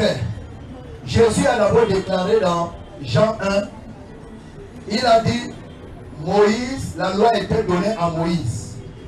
Et lui, il est venu avec la grâce et la vérité. Donc ça ne peut même pas marcher ensemble. Et la Bible confirme ceci dans Éphésiens. Je ne suis pas musulman, je suis chrétien. Peu importe la langue que tu sors. La Bible déclare dans Éphésiens, chapitre 2, le verset 8. C'est par grâce que vous êtes sauvés, par le moyen de la foi. Et cela ne vient pas de vous. C'est le don de Dieu. Ce n'est pas les œuvres afin que personne ne se glorifie. La loi, on est sauvé par les œuvres. La grâce, on n'est pas sauvé par les œuvres. C'est quelqu'un qui fait une œuvre pour vous. Donc les deux sont opposés. Et si et quand Jésus-Christ est mort et ressuscité, la Bible déclare, si tu cherches la justification dans la loi, tu es déchu de la grâce. Donc les deux ne marchent pas ensemble. D'accord, merci. Oui, monsieur, vous allez continuer. D'accord. Rapidement. Je sais que la loi est faite pour les méchants, pour les impôts. Je ne sais pas les versets, mais je lis souvent les ça avec 1 Timothée chapitre 1 verset 9. Voilà, bon, si vous pouvez un peu lire, bon, vous allez. Lis 1 Timothée chapitre 1 verset 9. Allez-y, posez la question. Oui, parce que je sais que dès que Jésus est quitté sur la croix, la loi était abolie. La loi avec une photo. entre la photo et vous allez prendre quoi? C'est une photo. Bon, je ne sais pas pourquoi les gens observent encore ça. Ceux qui observent la loi sont contre la volonté de Dieu. La question c'est quoi s'il vous plaît? La question c'est de savoir qu'est-ce que fait la loi dans la grâce. D'accord.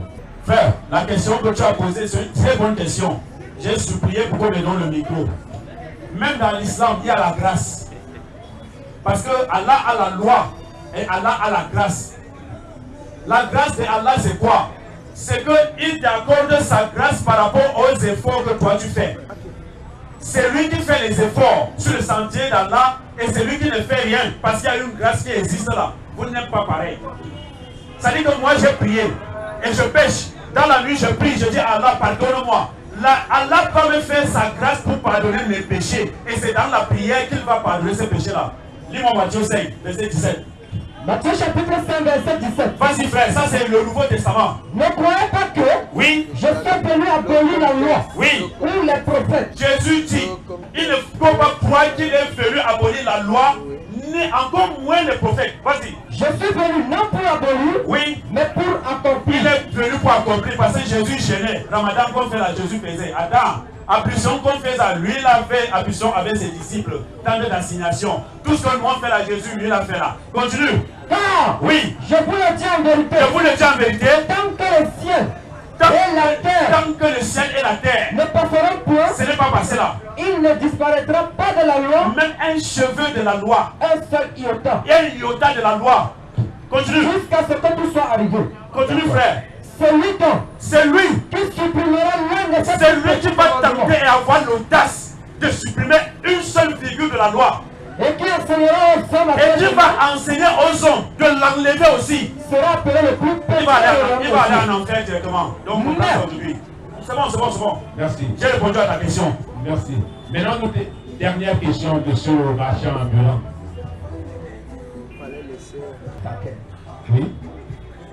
Jésus a dit il est venu abolir, il n'est pas venu accomplir. C'est ce que les gens le disent. Ce n'est pas ce qu'il a dit. Il est venu aussi accomplir ou abolir. Il a dit qu'il n'est pas venu abolir. Oustaz, permettez qu'il pose on l'aide, question. il ne dit pas ce qu'il est là. Oui, allez-y. Jésus accomplit pour vous qui ne croyez pas en lui. Il abolit pour toi qui crois. Ça veut dire la phrase. Hein? Il faut comprendre. Jésus est venu abolir. Il accomplit ça pour toi qui n'est pas pour lui. Ça veut dire la phrase. Monsieur l'ambulant, c'est bon la question, super, c'est bon. C'est bon, c'est bon. Évangéliste. D'accord. Ok, allez-y, évangéliste Benjamin. Bon, la question est beaucoup plus complexe. Je ne veux pas soulever un autre débat dans le débat, parce que ce n'est pas à l'ordre du jour. Les termes sont piégés. Si on rentre dans le texte grec ou le texte hébreu, le mot loi là-bas c'est Torah, ce n'est même pas loi. Donc on a traduit par loi. Donc, il y a une fausseté au niveau de la traduction. Donc ce n'est pas très juste. Donc c'est tout un gros débat, hein, la loi et la grâce. Donc je préfère qu'on passe sur une autre question. D'accord. La question que je pose est de savoir, voilà, là, il y a un passage dans le Coran qui dit que c'était un faux semblant, ils n'ont ni tué, ni crucifié. Enfin, la sourate que vous avez dit tout à l'heure. Mais ce que moi je voudrais savoir, est-ce qu'il y a autre sourate qui vient davantage renchérir cette histoire de non-crucifixion de Jésus dans le Coran, bien sûr? Parce que j'ai comme l'impression que vous êtes davantage attardé sur la Bible, mais maintenant dans le Coran, est-ce qu'il y a un autre passage coranique qui nous permet de comprendre en réalité, qui vient soutenir ce passage coranique dont vous avez fait mention tout à l'heure? Non, le Coran est clair. Allah dit, ils n'ont ni tué, ni crucifié, mais Allah a élevé vers lui. Et ceux qui discutent à ce sujet-là, ne fait que suivre les conjectures, on les a conjetées avec. Voilà ce qu'Allah nous a dit. C'est-à-dire qu'ils n'ont pas certainement tué Jésus, mais Allah l'a élevé vers lui. Mais c'était qu'un faux semblant. Le faux semblant, maintenant, c'est nous, les musulmans. C'est nous qui devons chercher le faux semblant. La question que vous devez me poser, en quel moment que le faux semblant est entré? On vous a dit que c'est le faux semblant. Demandez-nous en quel moment que le faux semblant, Judas a pris la place de Jésus-Christ. On va vous démontrer, je vais vous montrer dans la Bible. je reviens sur la question tout à l'heure, la question est de savoir, quand on parle de la crucifixion, on doit avoir des éléments qui viennent davantage à apporter des éclairages sur ce faux semblant. C'est pour ça que je pose la question. Dans le Coran, parlant des faits coraniques, est-ce qu'il y a un autre passage qui vient soutenir, peut-être un ou deux ou trois qui viennent soutenir ce faux semblant? Dans le Coran, Allah a parlé d'un seul verset pour la crucifixion de Jésus. Quand les gens ont prétendu qu'ils ont crucifié Jésus, c'est une seule verset que Allah a parlé. Et Allah nous a dit dans Surat 3, verset 71, oh, Jean de livre, entre parenthèses, chrétien. Pourquoi mélangez-vous le faux et le vrai? Maintenant, c'est nous maintenant qui doivent sortir, aller chercher. Lorsqu'on entre dans la Bible, 1 Thessaloniciens chapitre 5, verset 21. Bien-aimés, n'ajoutez foi à tout l'esprit. Examinez toutes choses et prenez ce qui est bon. Maintenant, lorsqu'on arrive dans la Bible, on examine. On prend tout ce qui est bon. On doit aller comme les jours de Béret dans Actes chapitre 17, verset 11. On doit examiner toutes les Écritures. Et le frère dit que non, c'est la foi qui sauve. Si quelqu'un a la foi sans les œuvres, voilà, c'est l'enfer, sans vous dire. Je dis voilà, c'est dans la Bible. D'accord. Il va lire, j'ai donné le verset, les gens vont vérifier. Allez vérifier, Jean chapitre 2, à partir du verset 14 à 20. C'est lui qui a la foi et il n'a pas les œuvres, c'est l'enfer. Non, nous ne parlons pas de la foi ou des œuvres, nous parlons de la crucifixion de Jésus. Voilà, Pasteur Zier, moi je voudrais avoir, puisque je reviens sur la même question que j'ai posée aux musulmans.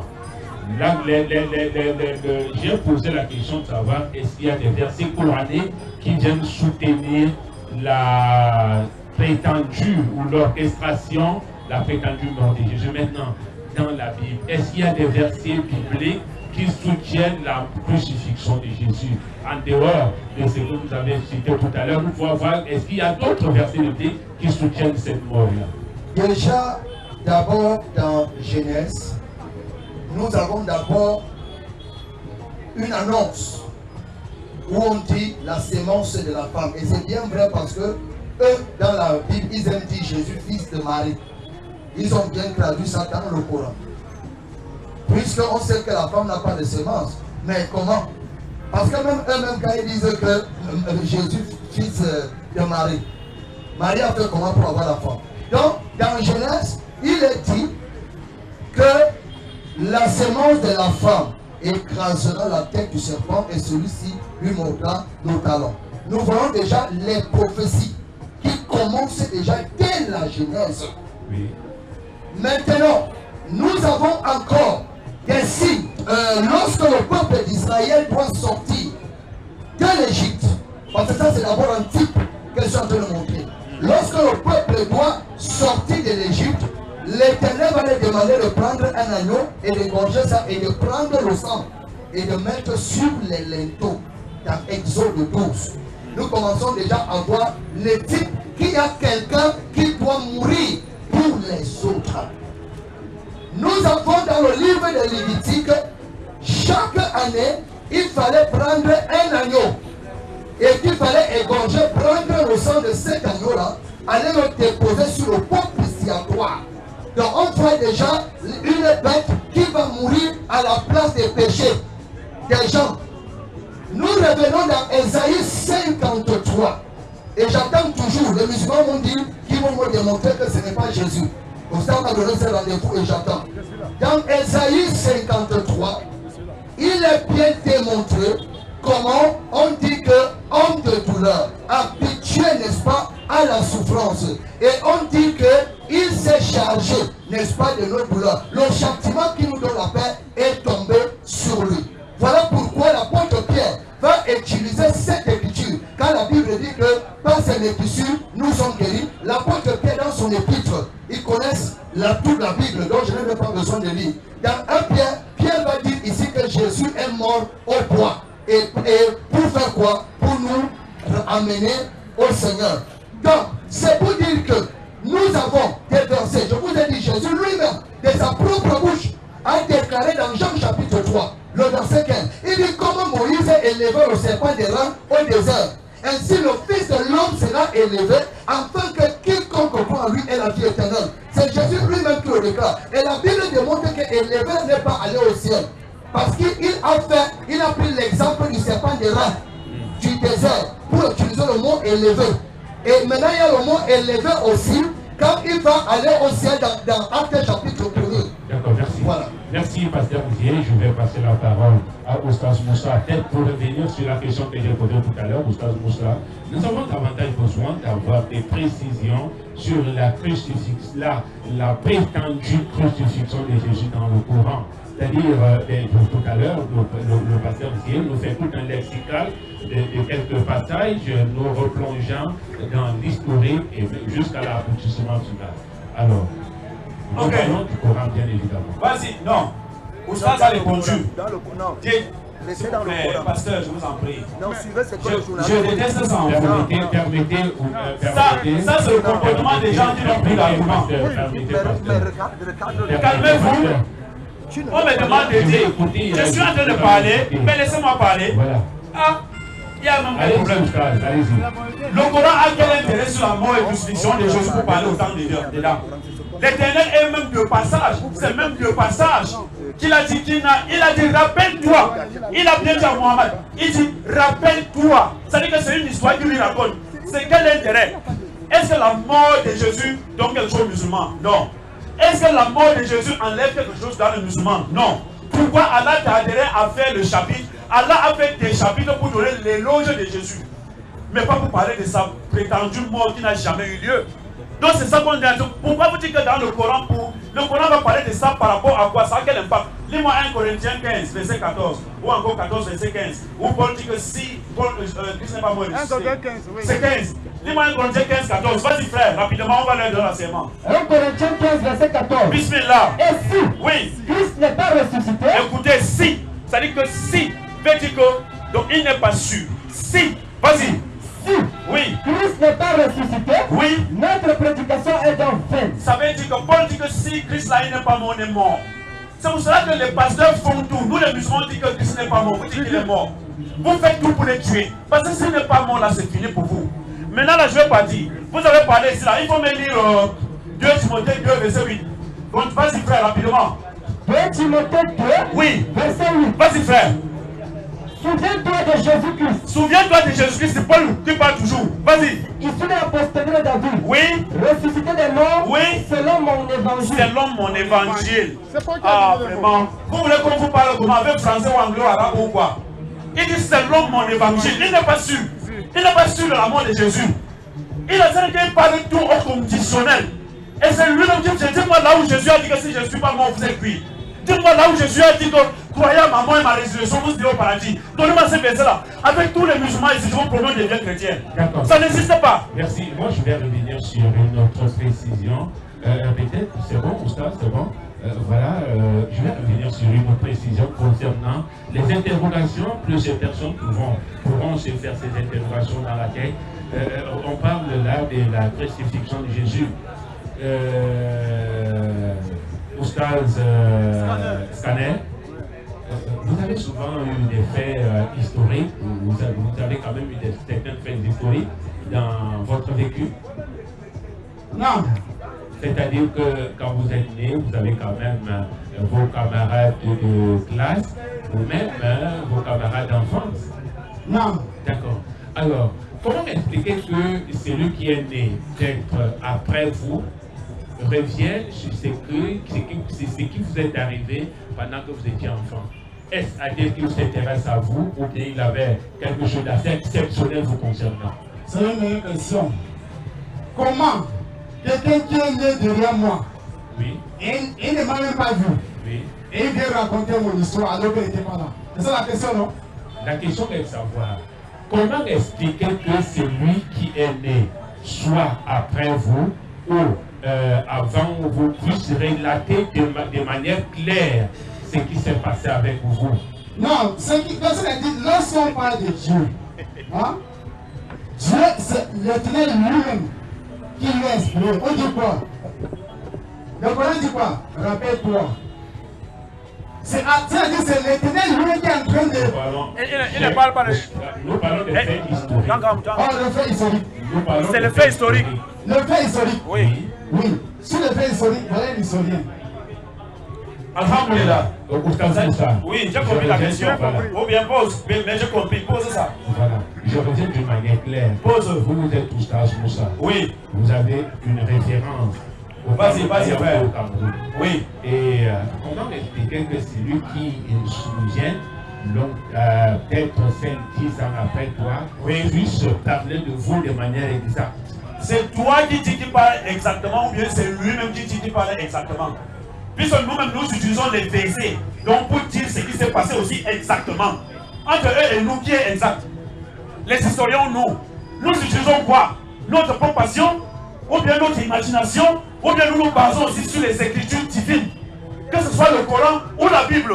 Les pasteurs devraient avoir honte. Non, j'ai compris ta question plus que toi-même, plus que toi qui as posé. Non, les pasteurs devraient avoir honte que nous utilisons les versets de la Bible et ils utilisent les versets de la Bible pour contredire les versets de la Bible par rapport à la crucifixion de Jésus. Maintenant, dans les historiens dont tu dis là, quel est le saut, leur base sur quoi? Pour dire que ce qu'ils disent c'est relaté exactement. Puisque c'est que nous disons, il y a eu des historiens musulmans qui ont relaté exactement ce qui s'est passé. Et c'est opposé à ce que ces historiens-là ont dit. Pourquoi pour qui? Moi, je vous connais comme un intellectuel. Mais c'est pour cela que moi, je vous réponds comme ça aussi. Parce que c'est la réponse. Je vous connais comme un intellectuel. Voilà. Donc, quand on parle en tant qu'intellectuel, vous savez que nous sommes inspirés de la science. Il n'y a pas, écoutez, est-ce que je vous en prie? Il n'y a pas d'historien en termes de spiritualité. Nous, dans le musulman, Wadi Allah, tu crois à Allah, tu crois à son prophète. Nous ne croyons à aucun historien au monde. Je dis aucun. C'est-à-dire que les savants sont venus. Nous avons le livre qui est le Coran, qui est la parole de Dieu, ça t'amène au paradis tout droit. Nous avons la vie du prophète qui t'amène au paradis. L'historien va le mettre derrière la porte et on ferme la porte. C'est ça. On parle des historiens. Et moi, se base sur quoi? Sur les Écritures. Ils se basent aussi, les historiens se basent aussi sur les Écritures. Vu qu'eux n'étaient pas là, ils sont venus quand? Personne n'a vu, ils se sont basés sur les Écritures pour aller démontrer. Maintenant, Barnabé qui était disciple de Jésus a dit quoi? Que Jésus n'est pas mort. Voilà. Et pourquoi vous ne sortez pas l'évangile de Barnabé qui était disciple de Jésus? Une précision, hein, juste oui, si c'est on parle de l'histoire, non? Oustaz. Oui. L'histoire de Barnabé nous dit que Jésus n'est pas mort. Précision, hein? Oui. Et après, nous allons passer la parole au pasteur. J'aurais juste une précision. Nous sommes au Cameroun. Vous le savez, n'est-ce pas? Nous sommes au Cameroun. Oui, nous sommes au Cameroun. Nous avons des faits historiques au Cameroun. Oui. Est-ce que nous allons mettre de côté ces faits historiques au Cameroun sous prétexte que non, cela ne nous importe pas. Pourtant, nous avons besoin d'être cultivés. Oui, on ne peut pas mettre toute l'histoire au jeu. Vous voyez, non? Oui. Pourquoi? Dieu nous a donné quoi? Le discernement. Lorsque l'histoire vient devant toi, Dieu t'a donné quoi? Le discernement pour discerner. Même l'histoire du Cameroun. Tu sais que si ce n'est pas Dieu qui nous donne une histoire, personne sur laquelle ne peut pas donner une histoire qui est exacte. Parce que tu ne peux pas là. Il a entendu de celui qui l'a révélé, il a entendu de son grand-père a entendu de son arrière-grand-père. Donc il ne peut pas donner une histoire qui est exactement. Si ce n'est pas l'Éternel qui te révèle, frère. D'accord, merci. C'est vrai que... ASP, là la même question. À l'école, on nous a dit histoire, l'islam. Mohamed est le fondateur de l'islam. Ça, c'est ce qu'on a appris à l'école. Hein. Que ce soit chrétien ou musulman, est-ce que Mohamed est le fondateur de l'islam? Non. C'est pour vous dire que l'histoire que vous dites là, ce n'est pas une base. J'étais déjà dit ça. Quand tu es spirituel, quand tu ne mélanges pas les histoires de vie avec l'histoire de la spiritualité. Parce que la spiritualité a un guide. C'est-à-dire que celui qui se réclame chrétien, il a son guide qui est la Bible. C'est-à-dire qu'il se réfère de la Bible, il ne se réfère pas des historiens. Quand tu lis la Bible, tu as tout dedans. Vous disiez que... Je suis en train de dire ceci. Oui. À l'école, on a dit histoire. Oui. Mohamed est le fondateur de l'islam. Alors que c'était les historiens. Et pourtant, Mohamed n'est pas le fondateur de l'islam. C'est ce que je répète encore. Le fondateur de l'islam, c'est qui? C'est Allah. Subhanahu wa ta'ala. C'est l'éternel Dieu Tout-Puissant. Qui a légué l'islam comme religion. Pour l'univers. Vas-y, vas-y, frère. D'accord, merci. Attends, non, il va lire. Non. Hey, nous sommes musulmans, frère, on ne parle pas avec la tête. Ça veut baisser, frère, pardon. Ça veut baisser. Sauf si tu ne veux pas baisser, frère. Voilà. Vous avez répondu à la question. D'accord, ça marche. Non, parce que j'ai vu que tu étais un peu dans les doutes là. On est donc baissé, frère. Plein de baisser même. Nous passons à autre chose. Nous commençons par dire évangéliste. Évangéliste, moi je voudrais revenir sur la même question. Hein. Nous parlons des faits historiques. Comment peut-on penser qu'on peut mettre des faits historiques de côté, sous prétexte que cela ne nous importe peu, bien qu'ayant choisi une religion. Vous avez ici la preuve, n'est-ce pas, du mensonge du Coran. C'est la preuve évidente que ce que le Coran dit est faux. Parce qu'on nous parle d'une histoire, n'est-ce pas, qui ne peut être vérifiée nulle part que dans le Coran. C'est de la fausseté. C'est de la fausseté.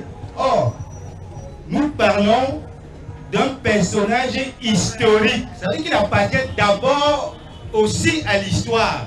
Donc n'importe qui peut dire, n'est-ce pas, ce qu'il pense de lui. Et les historiens, oui, les historiens ont dit ce qu'ils pensaient. Voilà. Et on voit, quand ils disent ce qu'ils pensaient, on voit que le témoignage des historiens corrobore avec ce que les évangélistes ont écrit. Donc on voit une harmonie parfaite entre ce que les évangélistes et les historiens ont écrit. Alors que les approches sont différentes. Peut-être Oustaz Moussa, je comprends qu'il ne connaît pas peut-être le but de ce que je vais appeler l'historien profane et l'historien, par exemple, biblique. Je fais un distinguo. C'est ton temps, vas-y. Oui, l'historien profane a un but. L'historien profane n'a pas un a priori de foi. C'est-à-dire que quand il aborde le sujet, son but n'est pas de convaincre les croyants. Non. Son but, c'est de relater les faits historiques. Or, l'historien biblique, effectivement, comme Luc est un historien biblique, il a un a priori de foi. Lorsqu'il approche, n'est-ce pas, les faits historiques, il y a déjà un penchant. Donc ça fait deux objectifs différents. Or, celui qui dit qu'il est historien, qui ne connaît pas, n'est-ce pas, la différence entre un historien biblique et un historien profane, comme Oustaz Moussa, moi ça m'étonne beaucoup qu'il soit historien. Maintenant, à côté de ça,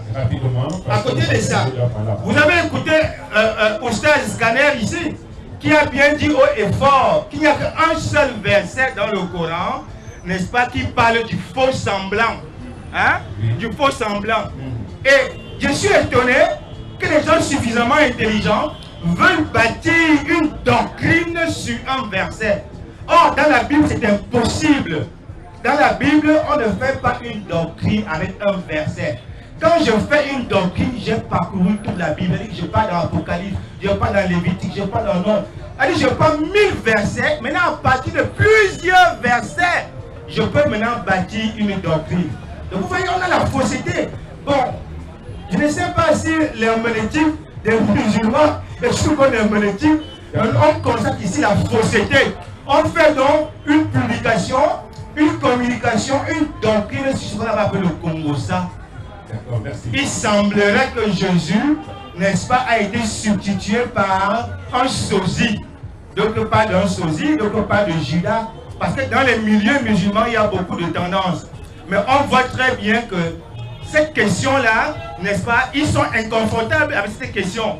Il n'y a pas plusieurs versets qui posent cette tendance. Donc l'humilité des musulmans voudrait donc que l'humilité voudrait que les musulmans disent simplement que, écoutez, bon, on a vu dans le Coran un verset qui dit ceci. On n'est pas sûr. Donc on ne peut pas faire une affirmation à partir d'un verset. C'est très dangereux. Merci. Pasteur Dieu. Oui, je voudrais tout simplement montrer quelque chose. Oui.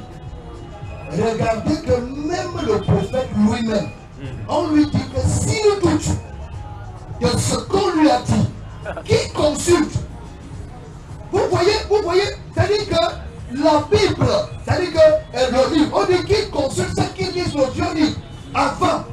Donc, vous n'allez jamais trouver où on va demander. Nous, on va lui demander d'aller consulter le Coran. Mais lui, on le lui a demandé. Et elle ne peut pas l'appuyer. SP, je n'ai pas envie de laisser quelque chose. Permettez-moi. Il venait de dire que est-ce que nous n'avons pas honte que nous discutons, nous avons la Bible. Si c'est un piège que vous faites, nous ne verrons pas contredire notre Bible. C'est que vous dites les versets bibliques qui ne sont pas dans leur contexte, et nous venons pour mettre dans leur contexte. On n'est pas là pour discuter avec la Bible. Et je vais vous démontrer une preuve. Il a dit ici que Paul est en train de douter. Je me permets de dire une chose. Il a dit que le site de Paul. C'est la Bible qui a dit. Tout à l'heure, tu venais de dire que tu ne m'aimes pas. Tu ne m'aimes pas de ce que je fais, alors que toi-même, tu es champion. Tu es champion. Allez-y, pasteur, allez-y. Et je vous dis, tu peux repentez-vous. C'est-à-dire, regardez ce qu'il venait de dire. Même un enfant qui a fait la cible va comprendre si Christ n'est pas mort. Le sens que aussi.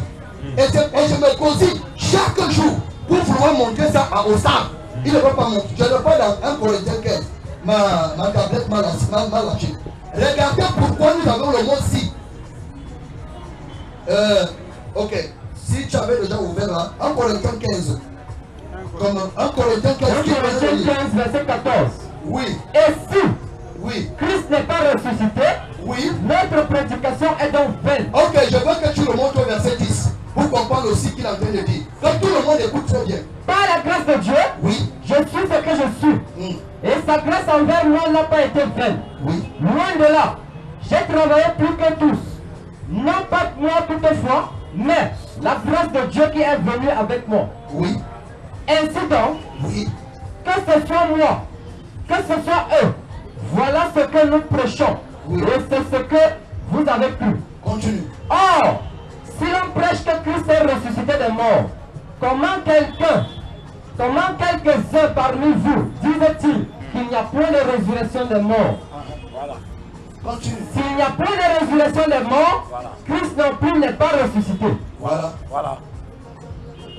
Donc, quand vous êtes Continue, chef. Et si Christ n'est pas ressuscité, alors notre prédication est donc vaine. Et votre foi aussi est vaine. Il se trouve même que nous sommes de faux témoins à l'égard de Dieu. Puisque nous avons témoigné contre Dieu qu'il a ressuscité Christ. Tandis qu'il ne l'aurait pas ressuscité. Ok, maintenant, selon les termes français, comme vous êtes en train de lire, vous êtes quand même pas là la cible. Selon les termes français, le mot or veut dire quoi? Regardez. Il y a le temps pour tout ça. Non, regardez, je viens balayer l'idiotie. Regardez au verset, le même qui est en train de parler. Qu'est-ce qu'il dit? Au verset 4, au verset 3, il dit, je vous ai enseigné avant tout, comme j'avais aussi reçu, que Christ est mort pour nos péchés selon les Écritures et qu'il est ressuscité le 3e jour selon les Écritures. Et il y a donc les gens, qu'est-ce qu'on appelle le contexte?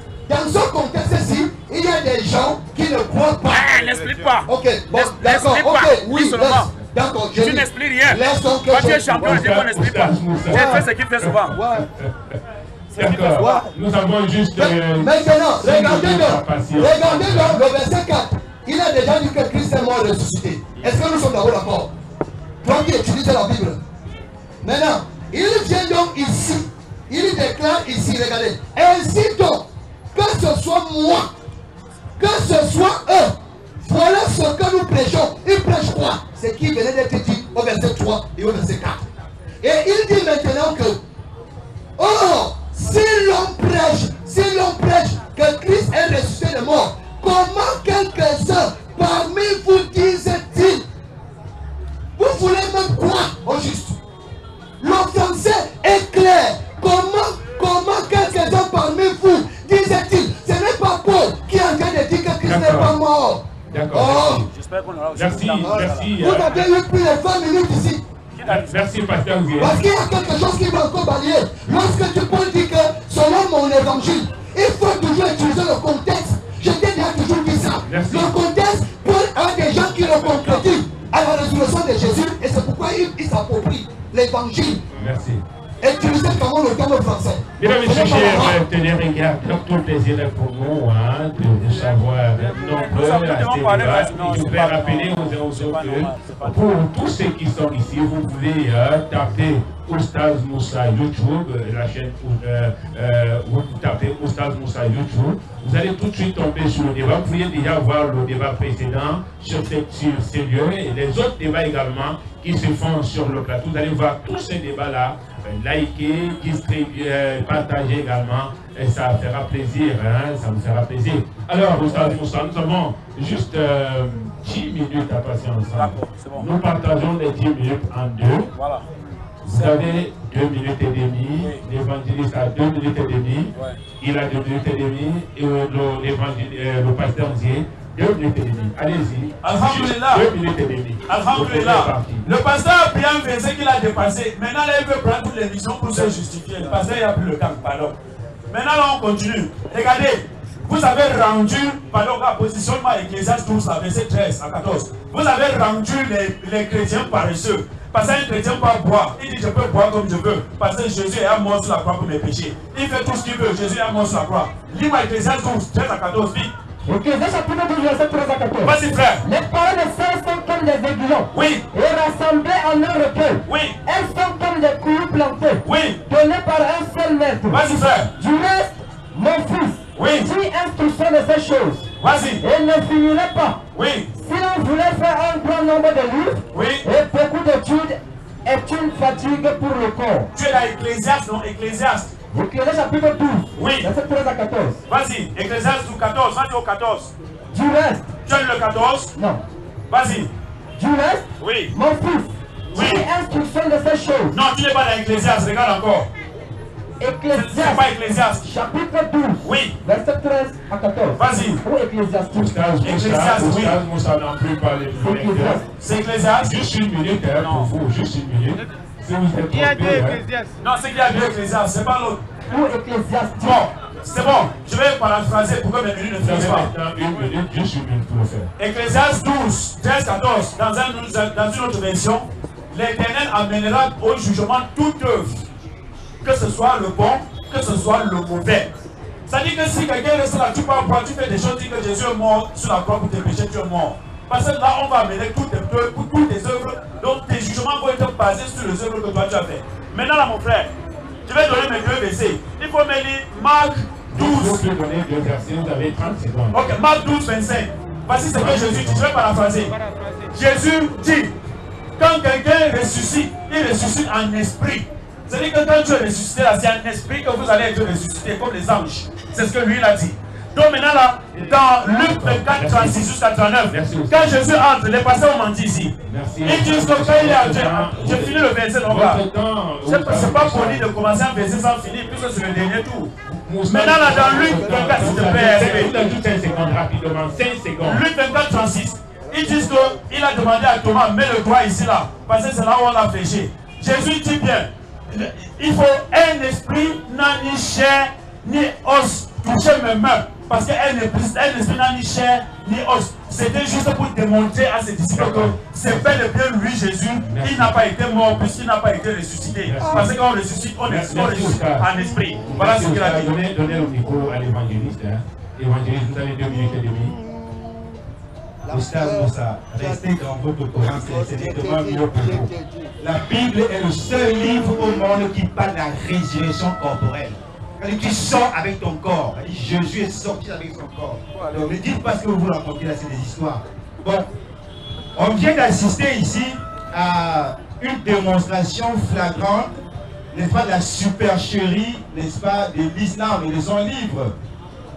La première hérésie que nous notons, on appelle ça l'hérésie arienne. Le Coran reconnaît très bien que Jésus est né, n'est-ce pas, de Marie, sous, n'est-ce pas, l'action du Saint-Esprit. Mais le même Coran dit que Jésus n'est pas fils de Dieu. Comprenez-vous même la fausseté? C'est pas le terme. Donc, ici, je vais vous montrer la différence entre le Jésus de la Bible et le Jésus du Coran. On ne parle pas du même Jésus. Je vous parle de la fausseté flagrante. Nous ne parlons pas du même Jésus. Le Jésus de la Bible a un père. Le Jésus du Coran n'a pas de père. Donc nous ne parlons pas de la même chose. Il faut que ce soit clair pour ceux qui nous écoutent. Nous sommes harmonieux dans nos propos, dans nos démonstrations. À côté de ça, la deuxième hérésie, moi je ne récite pas les versets, mais je relève, n'est-ce pas, les manquements et les failles du Coran. La deuxième hérésie, c'est la démonstration qu'il vient de nous faire, en disant que Dieu a trompé les hommes. Ce n'est pas Jésus qui a été crucifié, mais c'est Judas Iscariote qui a été crucifié à la place de Jésus. Donc vous voyez que c'est totalement opposé au Jésus de la Bible dans tous les évangiles. Matthieu chapitre 26 verset 1, Matthieu 26 verset 12, Matthieu 26 28, Matthieu qui était scribe, Jean qui était scribe, des témoins oculaires de ce qu'ils ont vu. Et ce qu'ils ont vécu, ils ont relaté. Voici les gens qui n'ont été témoins de rien du tout, qui veulent dire que les témoins oculaires sont des menteurs. Bon, vous-même comprenez là où se trouve la fausseté. D'accord, merci. Oustaz Scanner, allez-y. 2 minutes et demie. Non, vous voyez ce qui se passe, cela dit, il faut être quand même intellect. Je pensais être avec les intellects, mais je vois que c'est les gens qui ont seulement le Saint-Esprit. Pourquoi? Le frère vient de parler de Luc. Il dit que Luc, c'est un historien. Oui, c'est vrai, Luc c'est un historien. Voilà pourquoi même la question là, Luc a dit dans Luc chapitre 23, verset 26, que c'est un certain Simon qui a porté la voix de Jésus. Maintenant, Jean vient dire que non, Luc tu mens. C'est Jésus lui-même qui a porté sa voix. Dans Jean chapitre 19, verset 17. Bon, regardez ces contradictions. On dit que c'est Jésus qui a porté sa voix. On dit que c'est Jésus qui a porté sa voix. Dans Jean chapitre 19, verset 17. Maintenant, il dit que non, Jean ment. Vous voyez? Regarde là où on se trouve. Maintenant, le frère parle de l'histoire. Voici la Bible. Muhammad a été annoncé, voilà ça. Lorsque Muhammad s'est présenté comme un prophète, il vous rappelle de tout ce que notre Père nous a dit dans le temps ancien. Voilà ce qui est dans la Bible des peuples. Allez dire. Vous prenez Genèse chapitre 18. Voilà ça, la Bible. Voilà le livre qui annonce Mohamed. Voilà son nom. Lisez. Voilà ça. Non, lis toi-même. Voilà la Bible. Voici son nom. Voici le nom de Mohamed dans la Bible. Il a dit la Bible du peuple. Allez chercher, non? La Bible est catholique. La Bible du aller chercher. La Bible du peuple catholique. Vous lisez Jean chapitre 18. Qui lit? Allez chercher, vous connaissez la Bible. Rapidement, vous avez... Donnez le nom de la Bible du peuple catholique. Vous avez 30 secondes. Tout fait partie de laisse-moi développer. Chapitre et verset. Mais voilà ça. Viens, demande. Voici ça. Merci. Voici ça, non, voici ça. Lorsque Muhammad, Il est dans le commandeur. le commandeur de quoi? D'accord. Le commandeur de la Bible du quoi? Pasteur, calmez-vous. Le commandeur de la Bible du quoi? Lis ça. Le commentaire de la Bible. Le commandeur de la Bible du quoi? Voilà, s'il vous plaît. S'il vous plaît. Lorsque Muhammad se présentera comme le nouveau prophète, Lorsque Muhammad se présentait comme le nouveau prophète, il se rappellera que, selon les traditions bibliques, les Arabes descendent d'Abraham, par Ismaël. voilà la Bible qui annonce moi c'est écrit même. Ce n'est pas La Bible est peuple. La Bible est peuple. Quand tu vérifies, non, voilà la Bible. Merci. Allez chercher la Bible de peuple. Voilà ça. Il y a un commentaire qui a fait la Bible. Vérifie, c'est la Bible. Ça c'est écrit quoi? Ça c'est écrit quoi? Asseyez-vous, s'il vous plaît. La Bible du peuple, c'est écrit. Vous savez, vous Non, on doit montrer. La Bible du peuple. vous savez, Voilà Mohamed, tu as Et ça l'histoire. c'est nous qui avons écrit ça. Mais C'est le musulman qui avait écrit ça. Un commentaire sur la Bible. Quoi? Mais un commentaire biblique. Commentaire biblique. Ça là, on a écrit commentaire. On a écrit commentaire. On a écrit commentaire. Il n'est pas dans la Bible. Il a même seulement le commentaire. Tu n'es plus loin de moi-même. Il a un commentaire qu'il a lu. s'il vous plaît. Voilà. La Bible du peuple. La Bible du peuple. Il n'y a pas ça dans les notes. S'il vous plaît. On va regarder. Va là-bas. Si vous permettez, voilà, nous allons évoluer. Hein. Vous avez dit Genèse chapitre 18. Oui. D'accord. Verset combien? Genèse. La Bible du peuple, tu as ça? Genèse chapitre 18, il y a Genèse chapitre 18. Verset combien? L'explication. Attends, l'explication de 18, tu as ça? Ça commence Genèse chapitre 17, verset 20 et Genèse 18, verset 10. Lisons alors. Lis Genèse Genèse 17. 17, verset 20. Lis À l'égard second. d'Ismaël. Lis second. Ça a commencé la voix. Mais tu parles. Donc tu choisis maintenant les Bibles, pasteur. Donc tu choisis maintenant la Bible. S'il vous plaît. Le pasteur dit que tous les autres Bibles sont fausses, sauf lui, c'est bon. Oustaz Moussa, Vas-y. Attendez, docteur. vous permettez? Laisse-moi finir maintenant. Est-ce que d'abord pour commencer, vous nous avez posé une tonne de questions. J'ai posé les questions au pasteur. Vous n'avez pas relayé mes questions. Vous ne leur avez pas posé les questions. Finis mes 2 minutes et demie. Vous permettez Oustaz Moussa? D'accord, ok. Allez-y. Hein. Les 2 minutes et demie, vous venez d'entendre ici qu'on ressuscite en esprit. Moi, je vais lire la Bible. Matthieu chapitre 28. La Bible déclare ceci. Mais on ne m'a pas permis de lire la Bible tout à l'heure parce qu'il n'y a pas le temps. On m'avait dit que j'ai 5 secondes. La même Bible, j'ai voulu lire. C'est là on a dit qu'elle ne lit pas. Et les questions qu'on a posées, on ne vous a pas posé les questions. Mais on nous a posé au moins 10 questions. Même dans le Coran, mais on ne vous a même pas posé une seule question. Vous permettez. Voilà votre lecteur qui n'a pas pu trouver votre passage biblique. Après d'être. Matthieu chapitre. Ah, et voilà comment SB n'est même pas avec nous. Matthieu chapitre 28. J'utilise mes 2 minutes et demie. Rapidement, s'il vous plaît, allez-y. Voici un grand tremblement de terre, car un ange du Seigneur descendu du ciel vint rouler la pierre et s'assit au-dessus. Son aspect était comme l'éclair et son vêtement blanc comme la neige. Les gardes tremblaient de peur et devint comme morts. Mais l'ange prit la parole et dit aux femmes, pour vous, ne craignez pas, car je sais que vous cherchez Jésus qui a été crucifié. Il n'est point ici, il est ressuscité comme il avait dit. Venez, voyez le lieu où, venez et voyez le lieu où il était couché. Luc a dit que non. Luc dit que c'est quand tu l'as dit. Si tu veux, on est Luc. Vous permettez qu'on évolue. Non, je vous en prie. Permettez qu'il prenne. Non, on doit l'écouter parce que c'est qui dit là, il y a un autre verset qui dit le contraire. Il y a un autre verset qui dit le contraire dans sa propre Bible. Voilà. Lui dit que ce qu'il dit là, c'est le mensonge. Eh, pasteur, tu dis, ouais, c'est vrai. Merci. Vous m'avez reproché ici devant tout le monde. Est-ce que vous pouvez demander pardon aux gens de ce reproche? Par rapport à quoi? De ce que vous-même vous avez fait tout à l'heure. Lis ton Luc là. Lis. Demandez d'abord pardon aux gens. Réponds d'abord. Vous avez dit que je suis.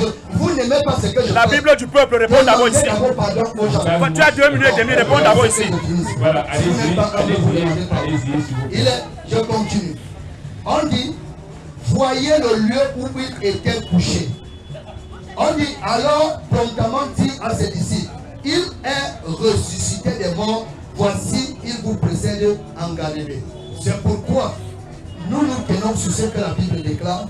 Jésus bel et bien est mort, et Jésus bel et bien est ressuscité, pas en esprit, mais le corps, puisque l'ange vient affirmer que venez voir là où son corps était couché. Donc pour dire que pour nous, les croyants de Jésus-Christ, nous croyons que Jésus a été crucifié par les Romains, comme la Bible le dit, et le 3e jour, il est ressuscité. Tu n'as pas le choix. Merci. Tu n'as pas le choix. C'est ça qui est ta foi. Tu n'as pas le choix. Merci, Oustaz Moussa. Même si on dit la vérité ici, là, tu ne peux pas accepter parce que c'est ta foi là-bas. Nous ne sommes pas religieux, nous sommes les publics. D'accord, merci. Merci, mesdames et messieurs, chers téléspectateurs. C'était fabuleux d'écouter une fois de plus, d'assister à cet entretien d'idées, cet débat d'idées qui mettait au prix 2 livres de foi, notamment la Sainte Bible et le Saint-Coran.